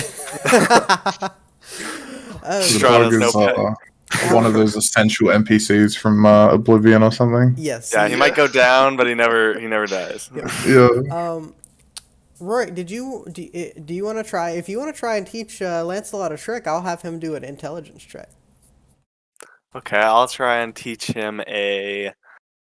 Oh, what's a good? What can my dog do? Fetch. Oh yeah, play dead. Play dead. My Play dog dead? can play dead. Oh, that might unironically come in handy in a fight.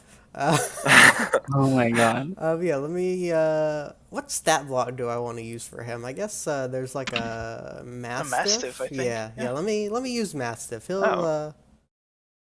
He's kind of a big boy. There's also a jackal. If it's Let me see if that fits him better. Cause he's kind of like an old dog. I'm probably gonna like nerf it a little bit. Cause he's not a fighter. He's kind of like older. Okay. you know what they say about old dogs. Can't teach him new tricks. That's a lie. Yeah, Jackal's a little better. Neither are very smart. They get a -4 to intelligence. So let's see. Makes sense. Let's see if you can teach old Lancelot something.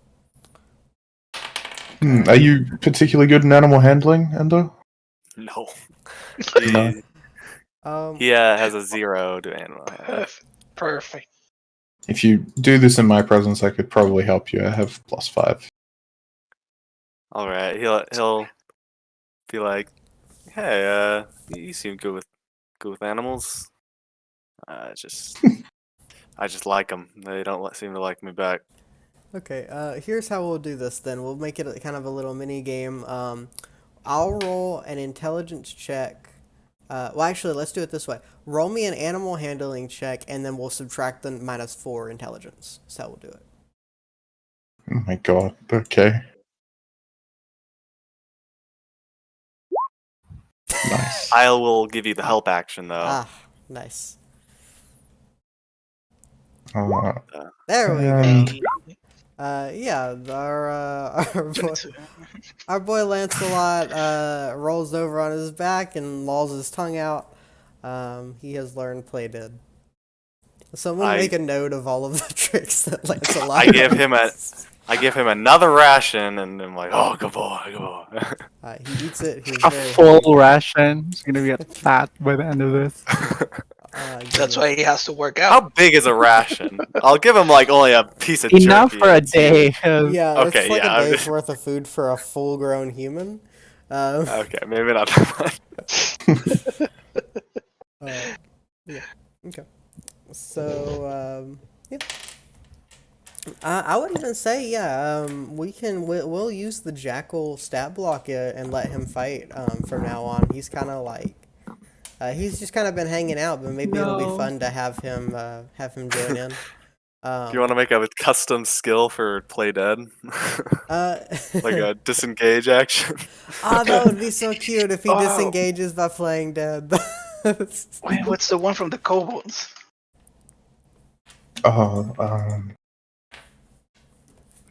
Cowabeg and Yeah, something else. Yeah. Okay, yeah. I got it. Yeah, we'll make him the ultimate support doggo. No, I don't. But yeah, let's start with Grovel, cower, and beg. I guess let's start with the Burgermaster. Alrighty.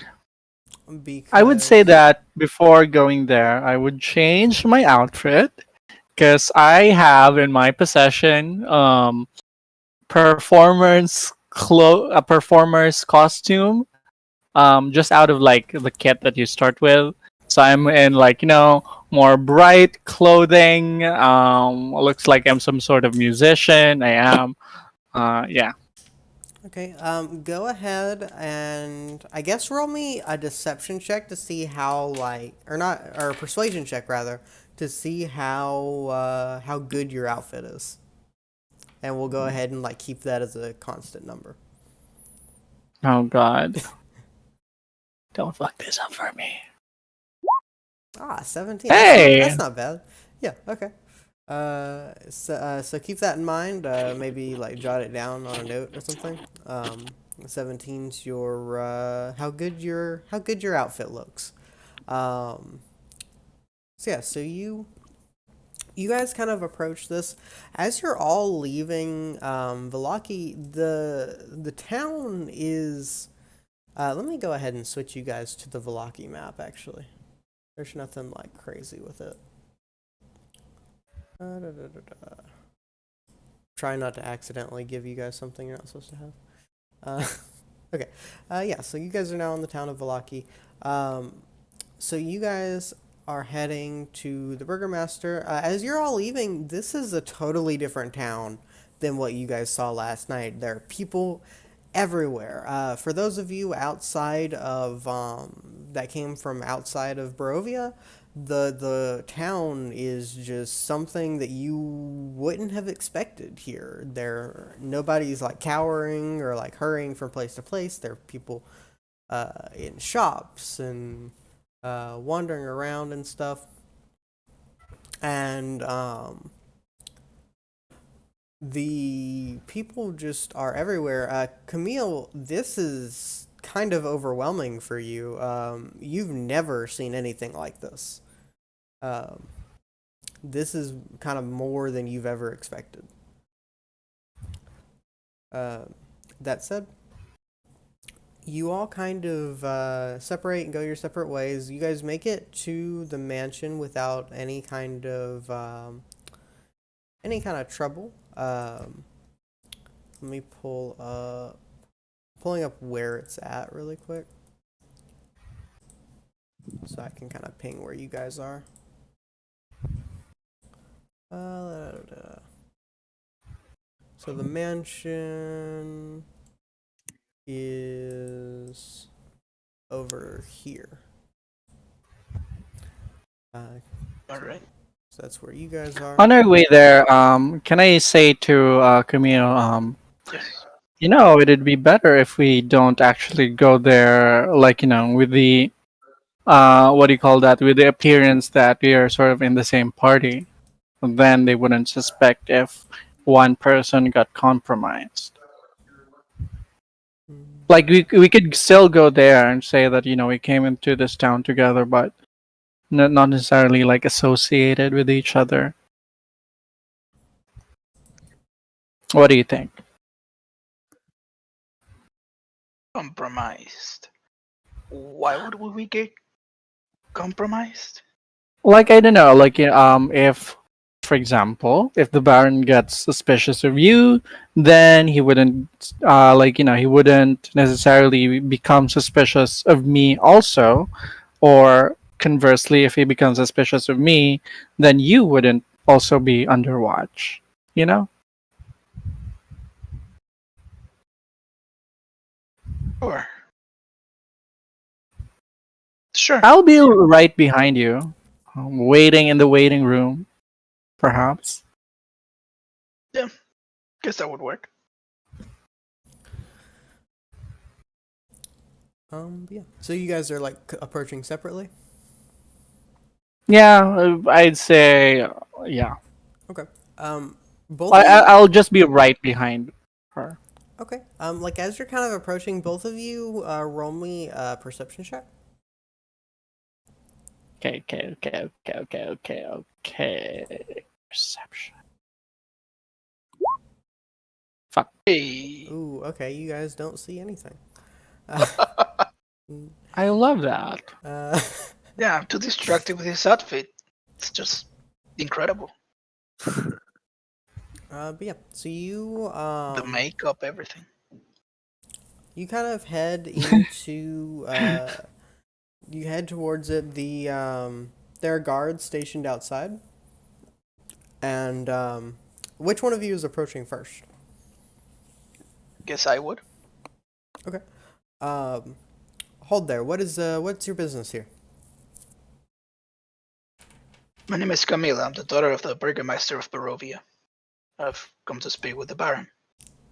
This guy nods. This is somebody that's kind of dressed more formally, like he's got bigger armor, like nicer armor. Maybe he's like a guard captain. He says, sorry to hear about your father's passing, ma'am. How's your brother doing?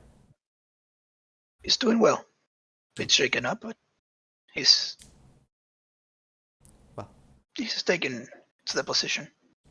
Well, I wish you and your family the best of luck.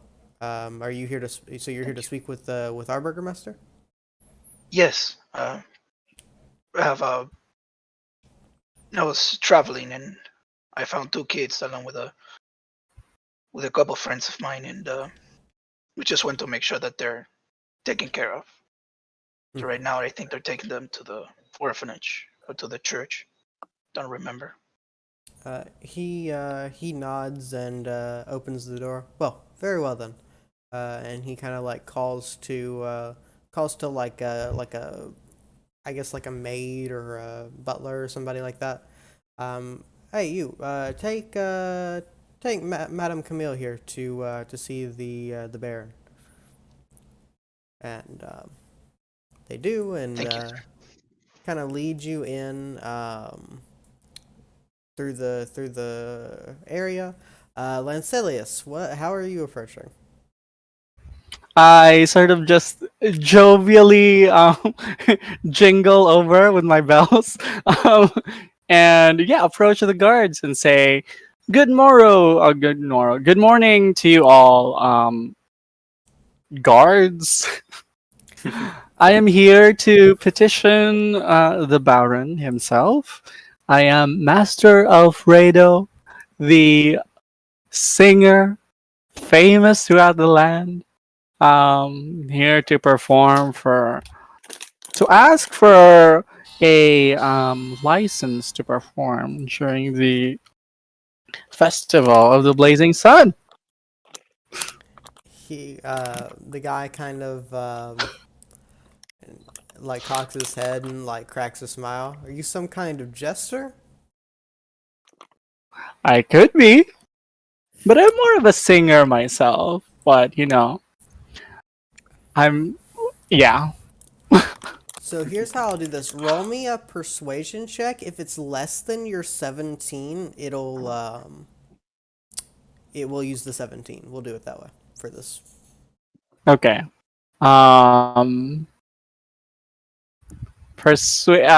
this is to say to do what exactly?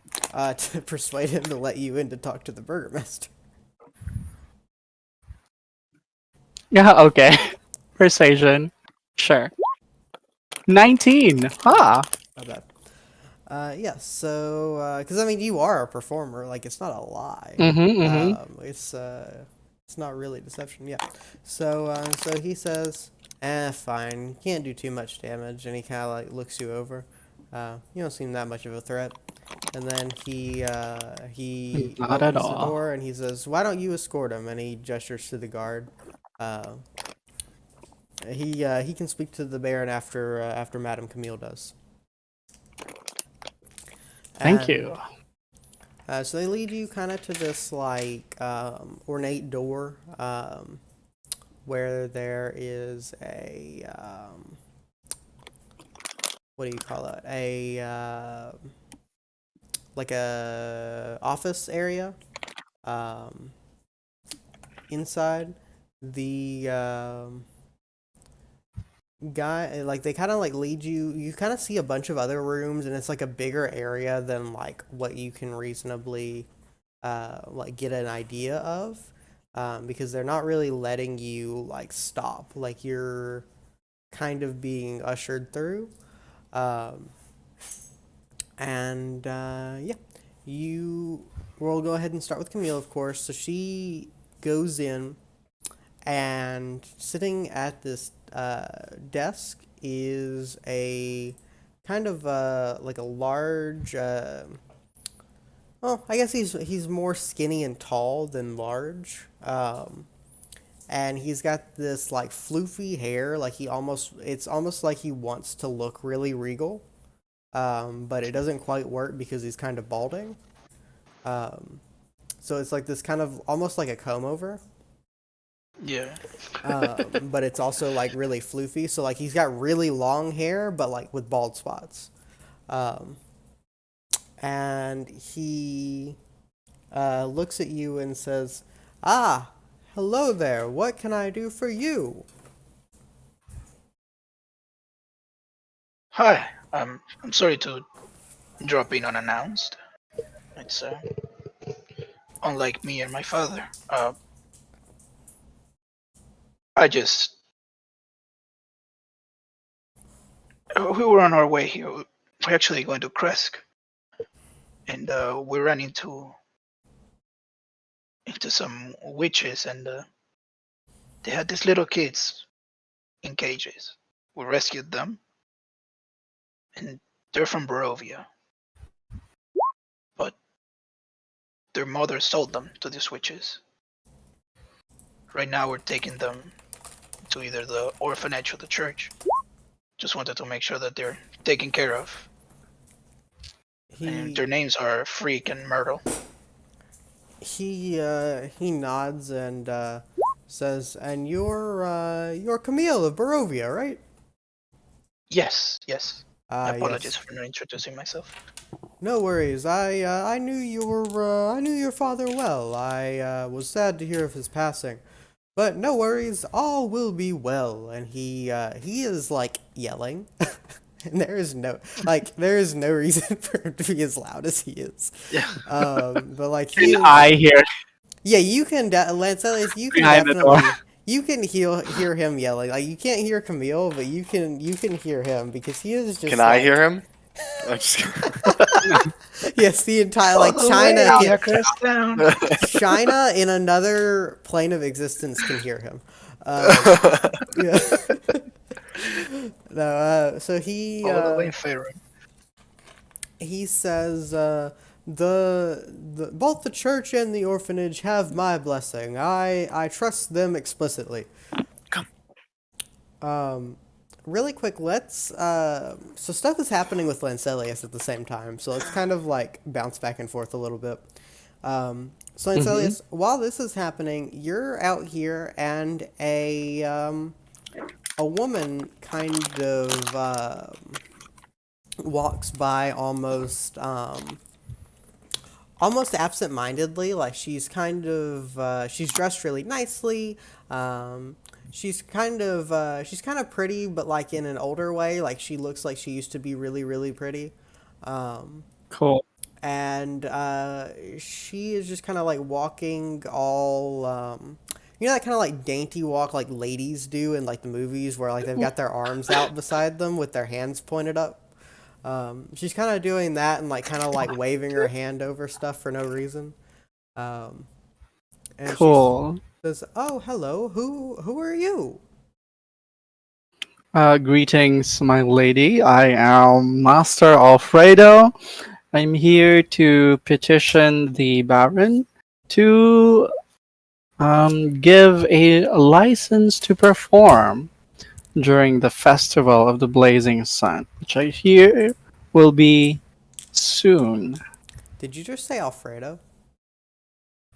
Yeah, I said Master Alfredo. I didn't give them my like real name. You're grounded for calling yourself Alfredo. First thing that came to mind. Okay, so she says, I see. Well, I'm sure you'll be great. After all, the festival is important for keeping us all safe." And she smiles broadly. "My husband does such a good job." Mm-hmm. Oh, lady, I fear I have not been introduced to you, as I am new in town. To whom do I owe this pleasure? "Oh, how rude of me. My name is Lydia." Lady Lydia. Oh God, what's her fucking face? Oh, where is it? Velakovich. Valakovich. It is nice to see you, madam.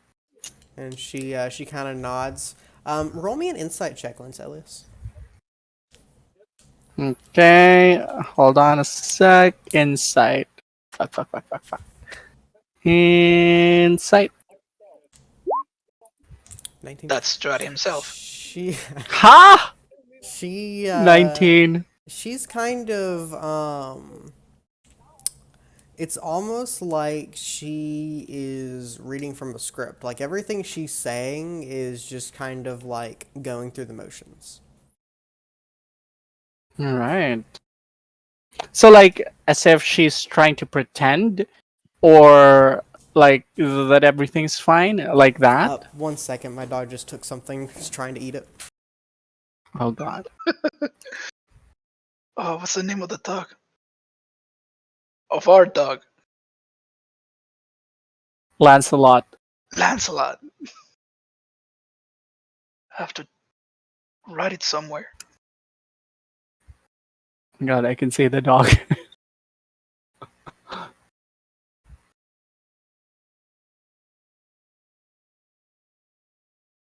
She stole my wife's colored pencils. Okay. How dare they? So yeah, no, it's not like she's like pretending. It's like she's I'm trying to think of the best way to describe this. It's like she's almost empty. Like she doesn't have any of her own like ideas or personality. She's just like Hmm. she's Like she's dry. yes, dry is a perfect word to describe her. She is very like she's not offering you anything. In this, like you feel like you're holding the conversation by yourself. All right. Well, it is a good. It's good to or like, I guess have a good day, madam. Although I would say, if you don't mind, may I ask a very short, a small favor? She just kind of like blinks at you. Does she look like she's receptive to it? Yeah, like she's like listening. Okay, I'd say, well, I'm kind of like a little bit nervous actually because I might have to do an audition, like a live performance for the Baron for a sampler, and just this guard here. I sort of whisper out of earshot of the guard, like his presence is kind of. I say this in a whisper, by the way. His presence is kind of throwing me off. I kind of want to be alone as an artist, just draw some inspiration for myself, give myself this little bit of time to prepare for such a performance with the Baron. Would you mind if perhaps I could have this waiting room alone? Of course, it's totally fine if it's not. She kind of like laughs nervously and says, that wouldn't be kosher. Understood, madam. Oh well, such is the life of a paid performer, I guess. Have a good day, madam. She nods and like does that same kind of weird walk away. Cool. And back into Camille. Vargas is sitting there, kind of talking to you and like expositing. And he says, the festival is just fantastic. Everyone tells me it's the best festival. Everybody loves it. And he's like kind of like twitching a little bit. He's got like these weird like speech patterns and twitches. But it's nothing like too crazy. But he's just kind of like this twitchy guy.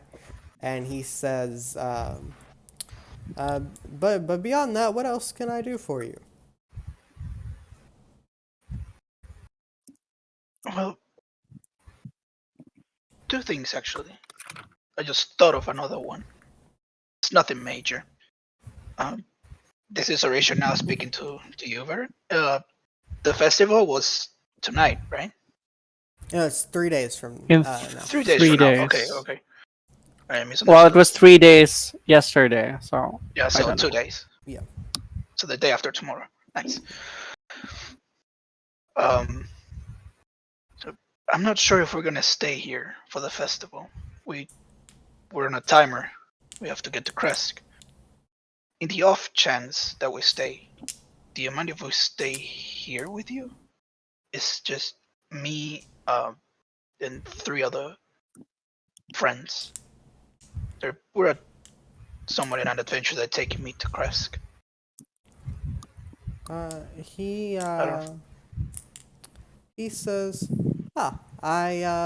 that would be fine with me. And he's got this like kind of like broad smile on his face. And you kind of notice that like he hasn't stopped smiling. Like he has This been is so creepy, man. smiling this entire time. I want to push the button, but I fighting myself against it. Yeah. It's like, all right.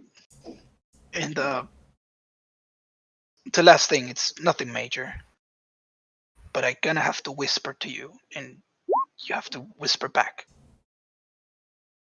You're telling Vargas to whisper? Yes. Okay. And I lean in. The guy outside, he's coming in now. He's a friend of mine. He wants to perform in the festival. He wants your approval. I don't know if there's something that we can do about it, and if that's fine with you, that's amazing. If not, that's fine as well. Whatever your decision is, just give him a hard time.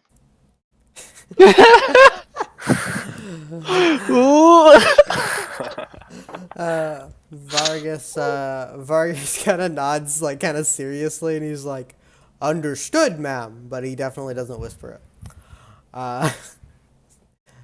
Okay. So thank you. thank you very much for your time, and we look forward to the festival. So before you, so like you leave, Camille, and Lancelius, as you, I muted myself. Sorry. As you, so as you kind of leave, Camille, and I, w- yep. Good. I was gonna say, if I hear Camille at the door or I hear the opening of the door, I was gonna do something. Okay. Um, when I hear it, could I perhaps sort of like once again the fleece bracelet on my, the woolen bracelet on my hand behind my back to cast the components of the spell minor illusion? Could I perhaps try to see if like on this corridor in the far corner where perhaps the Lady Lydia left, um, could I create the sound of like something breaking, like pottery breaking, and see if that distracts the guard as uh, Camille opens the door and tries to exit. I mean, yeah. Oh, okay. Well, I do that and see if the guard reacts. Yeah, the guard hears it, and like there's this kind of big crashing noise, and he goes, what, Lydia? Lydia, are you okay?" And he kind of like rushes kind of towards the corner and like peeks around the corner. When the guard has his back turned from me, I cast another spell. Okay. I'm going to cast Detect Thoughts. Okay. So now with nobody seeing me cast this spell, I just sort of like try to do a small riff with my ukulele to do the material component because I don't have a copper piece. Wait, I have a copper piece. What do you mean? Yeah, I don't need to make noise to do it. I'll just have the coin around. Detect thoughts. I could read the surface. First of all, I would know 30 feet around me all the thinking creatures, which would probably mean Camille and the Baron. And I want to know what are the surface thoughts between the two of them, because like I wanted to sort of like eavesdrop during that time, but like right now I couldn't do that because of the guard. Right now I just want to know sort of like what happened there. But yeah, just their surface thoughts. Okay. Well, Vargas's kind of surface thoughts are like, um, they kind of bounce around there like festival and like I want to get rid of evil. They're just kind of thoughts like that. Like, are there any other ways that I can snuff out Strahd? It's those kind of thoughts. Okay. Camille, what are Okay. your surface thoughts? I'm giggling. Giggling. Okay. Yeah. Giggling. Okay. Hate that. Cool. But yeah, but before, so as Camille's like kind of exiting the room, before you can enter the room, Lancelius, from the other direction, the way that you came, is kind of like this gaggle of guards. Like there's like 3 or 4 guys, and one of them is this massive, absolutely huge man, like bigger than anyone you've ever seen, like significantly bigger than like Rorik, and one of his arms is like a red demon arm, almost like a tiefling, but the rest of him is normal and human. And as he so the other guards are kind of like, they kind of like look to either side, like they're kind of like it's almost like they're nervous to be around him, but they're not like scared of him, if that makes sense. Um, Mm-hmm. and when he sees you, his whole face turns from this kind of like sallow, like like business as usual kind of expression to like pure ecstatic excitement. And his eyes grow wide and he goes, "Brother!" And he runs at you and scoops you up in his arms. What the fuck? I still have detect thoughts on, so this is the most fortuitous time to do it. What is he thinking? It's my brother, my brother's here, my brother! Just like Uh, super excited. do I know him? No, you've never seen this man in your life. But you do remember your dream from last night. I know. And yeah, you've never seen this man in your life, but he scoops you up in his arms, and it almost feels like he might break your back if he's not careful. And Family reunion. he sets you back down and he says, "Guys, look, it's my brother. I told you he would come. I told you." Um, and it's just this Uh, huge guy, and he is very loud, but as Vargas was yelling for no reason, he is talking, but it's very loud. Like he's not yelling, if that makes sense. Um, okay. like whereas Vargas talks like a normal person, but he's yelling. This person yells as a normal voice.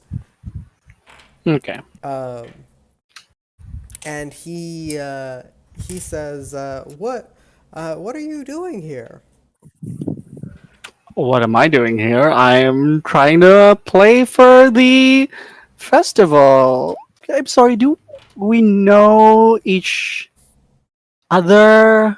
Uh, Sorry, I guess you might not have had the same dreams as me. You were just a baby the last time I saw you, and he smiles broadly. I can't believe you're back here. I've been dreaming about you, and I saw what you look like now, and it made me so excited to see you here. I don't even know your name. Sorry, my name is Isaac, and you're my little brother Lancelius. But And you know mine. This is very strange. I have not met you before. Isaac, okay. He nods. Well, why don't you have your audience with the Baron, and then maybe we can catch up. Sure. He's I'm gonna like awkward. And yeah, I'm gonna go to the Baron, quite disturbed. As you're walking away, he turns to the other guards, and you hear him say, "Guys, it's my brother." And they're all kind of just like awkwardly watching, and they like all smile nervously, like, Okay, cool. and yeah. So My detect thoughts only last a minute, so it's Yeah. probably done. yep. So let's go ahead. And like when I did sort of like read the surface thoughts of the Baron, he didn't have anything to like nefarious, haha, I'm gonna eat children or anything. But I would like clock as particularly damning. No, nothing super damning or anything like that. Okay, He seems a cool. little like overzealous, but nothing like I don't know. His Okay. yeah, but that's about it. Like he's definitely like overly like ambitious and kind of like he wants to do a lot of things. But that could also Nothing new just from be nobles. and like too, it's almost like if Lancelius has ever read somebody's mind of somebody who has like ADD, it's very much like that, like where he's just like all over the place. You're right. Active mind. But yeah, let's cut over to Rorik and Assessius. Now that you One Yep. one question. Isaac is the one with the red arm, right? Yes, Isaac has the red arm. Rourke finishes telling Assessius, and that's basically my entire backstory. I'm sorry, I wasn't paying attention. Could you run that one back to me? Dang it. Oh goodness. So are you? Uh, So you guys are are you like intending to go straight to the orphanage, or are you stopping by the church? Well, Owen said to stop by the church because it might improve our chances of getting them into the orphanage. Yes. So I would probably do that first. Okay. Yeah, let me pull up the stuff for the church really quick. so, Astisius, Hmm. you know how you said, be careful about wanting to bring back your siblings. People might Yes. want to. Yeah, you got it. I'm surprised you remembered all. I've been drunk before. It's fine. Um, yeah, I was contacted last night. Oh? I think might have just been a dream. Maybe I was thinking about it, but it seemed pretty real.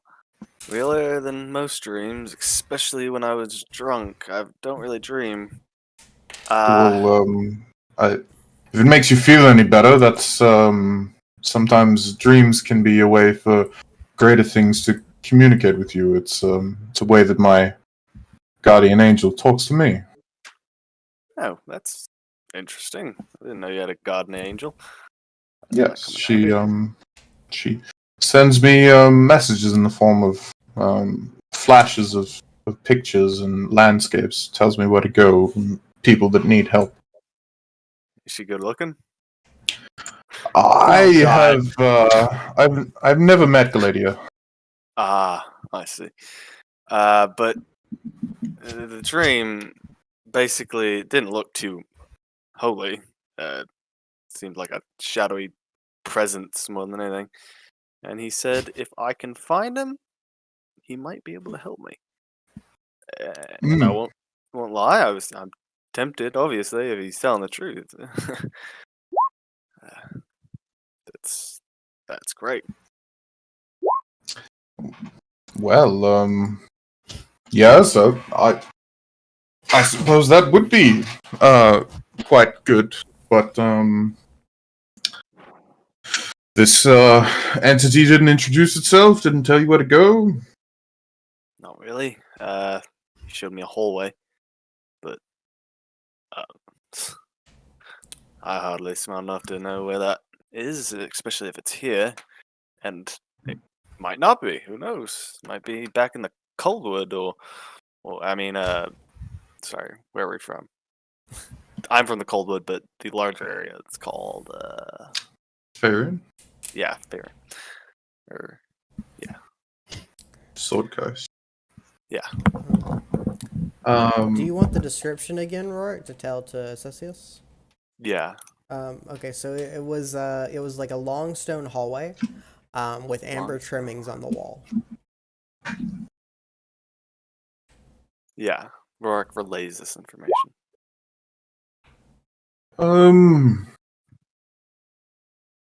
Was the amber embedded in the wall? Yeah, yeah. Yeah, it was, ring any bells? No, but that is an odd description. Did the walls look worked or were they natural? They definitely worked. Yeah, they weren't natural. Well, amber is not something you find commonly, and if they're worked walls, then it means that it's definitely somebody of some height, some power, some wealth to get those sort of things. Yes. I just hope it's not Mr. Toothy. Didn't seem Mm. familiar, but well, you Mm. never know. Well, I don't know about you, but I probably wouldn't trust somebody that didn't introduce themselves the first time they met you, even if it wasn't a dream. It means they've got something to hide. That's kind of my feeling. They'd have to give me some pretty good proof they're not, gonna stab me in the back, obviously. Can your sister hear us out here? Yeah, she's kind of yelling at me, but you can. I ignore her, so you can ignore.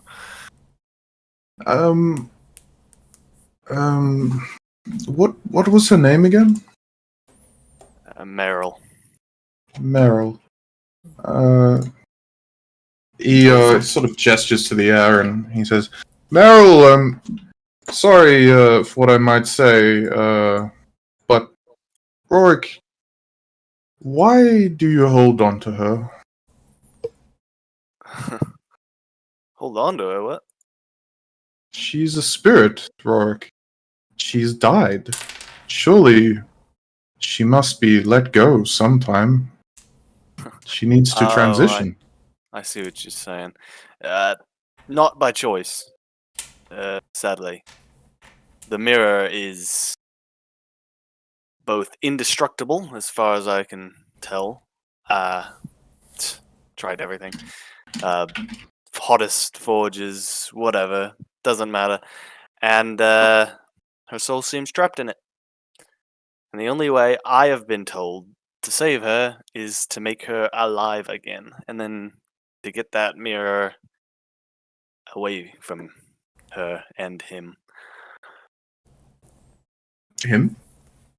My brother. She wasn't the only one. She's not the only one stuck in the mirror. So why do we only see her? My brother doesn't like to come out. He's more soft-spoken, and he's kind of angry at me. You'll probably never see him.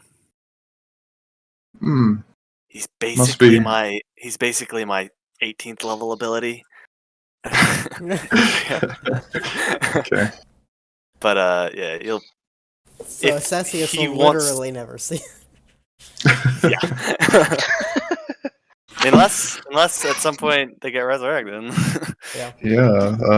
What level is it resurrection? No, you touch a dead creature. It's true resurrection. True resurrection, yeah. Probably. Literally never gonna be able to. I'm Unless- never gonna be able to personally unless it's resurrect either of them. Unless it's a story thing, yeah, no. Yeah. It must be terribly noisy in your head. It's they keep to themselves mostly. It's. I mean, it's like having your siblings nearby. It can be annoying, but I suppose comforting. yeah. They didn't die normal deaths, so. No, I suppose not. That's a shame. Not only their deaths, but the fact that they can't rest. Yeah. So, Well. did you guys take the kids with you, by the way? Mm-hmm. Yeah. Okay. They're. At least my sister's used to it. My brother still. He doesn't really like the situation. My sister can make the bright day out of just about anything. Kind of annoying Seems about like it too. But yeah. So Well, that is unfortunate. I suppose we will strive to find a way to bring her back. Bring him back. Yeah, he made me promise she's first if it's limited. Very selfless. Yeah, he'd you think he's quiet now, he'd never talk to me again if I. Yeah. He's the older brother. I see. Alright, well we'll strive to facilitate that without having to trade your soul for anything. It's a bit important. At least in my line of work. Yeah, if it's possible. I like my soul where it is. Yes. Okay. Well, I'll keep on the lookout for an amber walled hallway, I suppose. And the next time you're in a dream, tread carefully. Okay, I'll try. As much as you think that a dream is just a figment of your imagination, the things that you do and say in that can have ramifications if you're treating with the wrong entity. Oh, okay. I'll try not to sign any deals, I guess. Or agree to anything, even if it is just a dream. Gotcha. Alright, let's find these two a place to live. So, Right. yeah, so as you guys kind of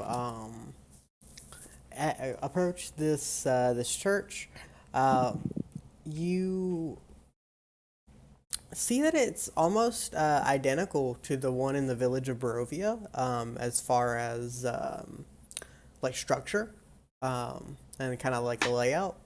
The slouching, centuries-old stone church has a bulging steeple in the back and walls lined with this cracked stained glass windows with pictures of saints on them.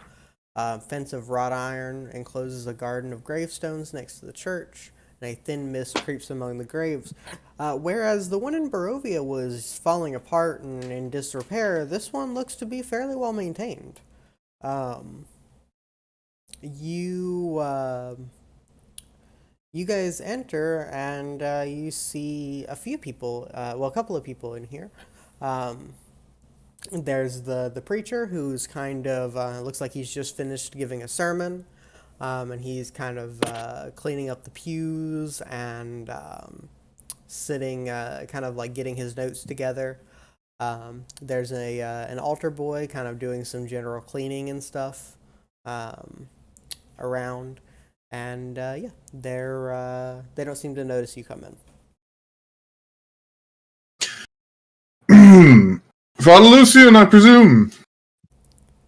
Ah, yes, and he's this really old man kind of turns towards you. He's wearing robes and he's wrinkled with age, and he smiles. Uh, my son, what can I do for you? Yeah. Well, from one holy man to another, I must find refuge for these two. And I gesture toward the kids. They are abandoned by their mother and rescued from the clutches of evil. He kind of nods and says, I see. Well, I do have a contact at the church. One of my or at the church, at the orphanage. One of my employees, um, it was an orphan there. He's our gravedigger. He still lives there and helps out around there. If you speak to him there at the orphanage, I'm sure he'll be of assistance. Oh, brilliant. What is his name? I'm not even gonna try to pronounce it. I'm just gonna put it in the chat and see if we can work out the pronunciation. Let's get it going. Milovaj? Milovaj? Yeah. Yeah. Yeah, Milovaj. Milovaj. Okay. Milovaj is his name. All right. Brilliant. That is exactly what I was looking for. Is it particularly difficult to get orphans in the orphanage? He kind of like laughs a little bit. No, not particularly, but actually getting an audience with the headmistress can be a bit of a chore. Um, if you take them to him, however, it's a little easier to for him to just take them, and the headmistress doesn't tend to notice. I see. How odd. Well, What does she do? She makes sure that that there's food and that there's plenty there to keep the children safe and secure. Just doesn't like guests. She just doesn't do a lot of the menial tasks, it seems. Yeah, I was wondering this. The place we came from, Barovia. Over there, the people would get attacked by bloodsuckers every now and then. That happen here? No, that hasn't been a concern here in quite some time. The How Good. how does that happen? How are you defending yourselves? Might be useful if we knew. He kind of gives a wry smile, like he before he was like smiling like this broad kind of like kind smile, but now he's kind of like kind of over it, and he's like, yeah, the Baron, Self-satisfied. the Baron, no, it's more of a like yeah, kind of a yeah, right. He gives you it's kind of like a sarcastic tone. The Baron believes that his efforts have kept the devil at bay. That not saying his name and holding festivals can keep such a monster out. Well, And you believe otherwise. if it's not that, He laughs broadly and says, "Well, as you know, all will be well." And it's incredibly sarcastic. He is kind of irritated. He seems to be irritated with the whole situation. I don't know what to tell you. Well, I hope it doesn't start happening again. And then he says, "Well, if we had our church back the way it was, I wouldn't be as worried." And he kind of looks over his shoulder at an altar that's standing empty behind him. What happened? What has changed? The bones of Saint Andrel have gone missing. When placed upon the altar, it consecrates this ground.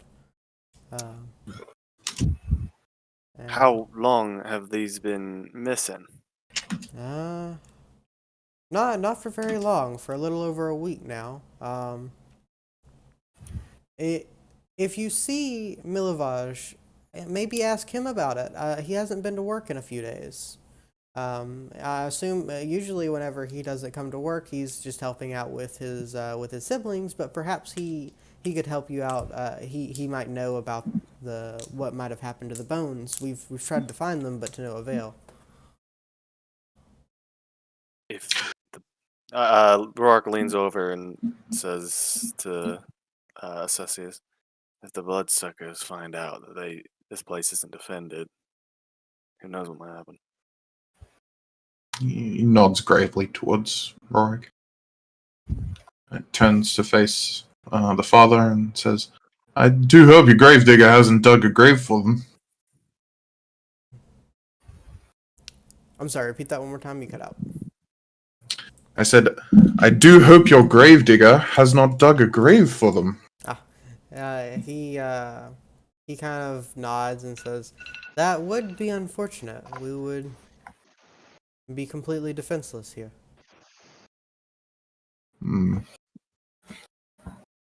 Well, we will strive to try and find it. He nods and says, "Thank you. I would appreciate any assistance." And he kind of smiles and places his hand on your shoulder. "May the light be with you, my son." And you, father? He nods and goes back to what he's doing. And that's a good place to end our session, I do believe. Goodness. Okay. We've got a lot going on. I still have my audition with You the Baron next week. Love that. I kind of want to like write something for it. I kind of want to like have him make Lancelius do stuff. Um, now that Camille's told him to give him a hard time, I kind of want to like put him through the ringer. But I need to Cool. I need to put some thought into how I want to put him through the ring. I really hope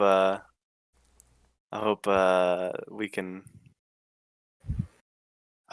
There's so many side quests, you know, Yeah. going on. Hope we can remember everything. Yeah, there's Well, a that's lot what you going got notes for. Yep. But yeah, you guys have kind of there's a bunch of different kind of hooks that are kind of all happening at the same time, which is interesting. That you guys are like doing different things. So I'm interested to see how it all kind of pans out. With the things happening simultaneously instead of one at a time. Yeah. Mm. I now that I'm looking at like when I get Legion of One, where I can manifest 2 echoes at once, I might like just interchange them so you can actually meet the other guy. Mm. But that still would be later. Yeah. Okay, well, I'm going to go ahead and go to my exit screen. So for anyone on the Twitch stream, thank you for watching. Have a great rest of your day. We're on that exit screen now.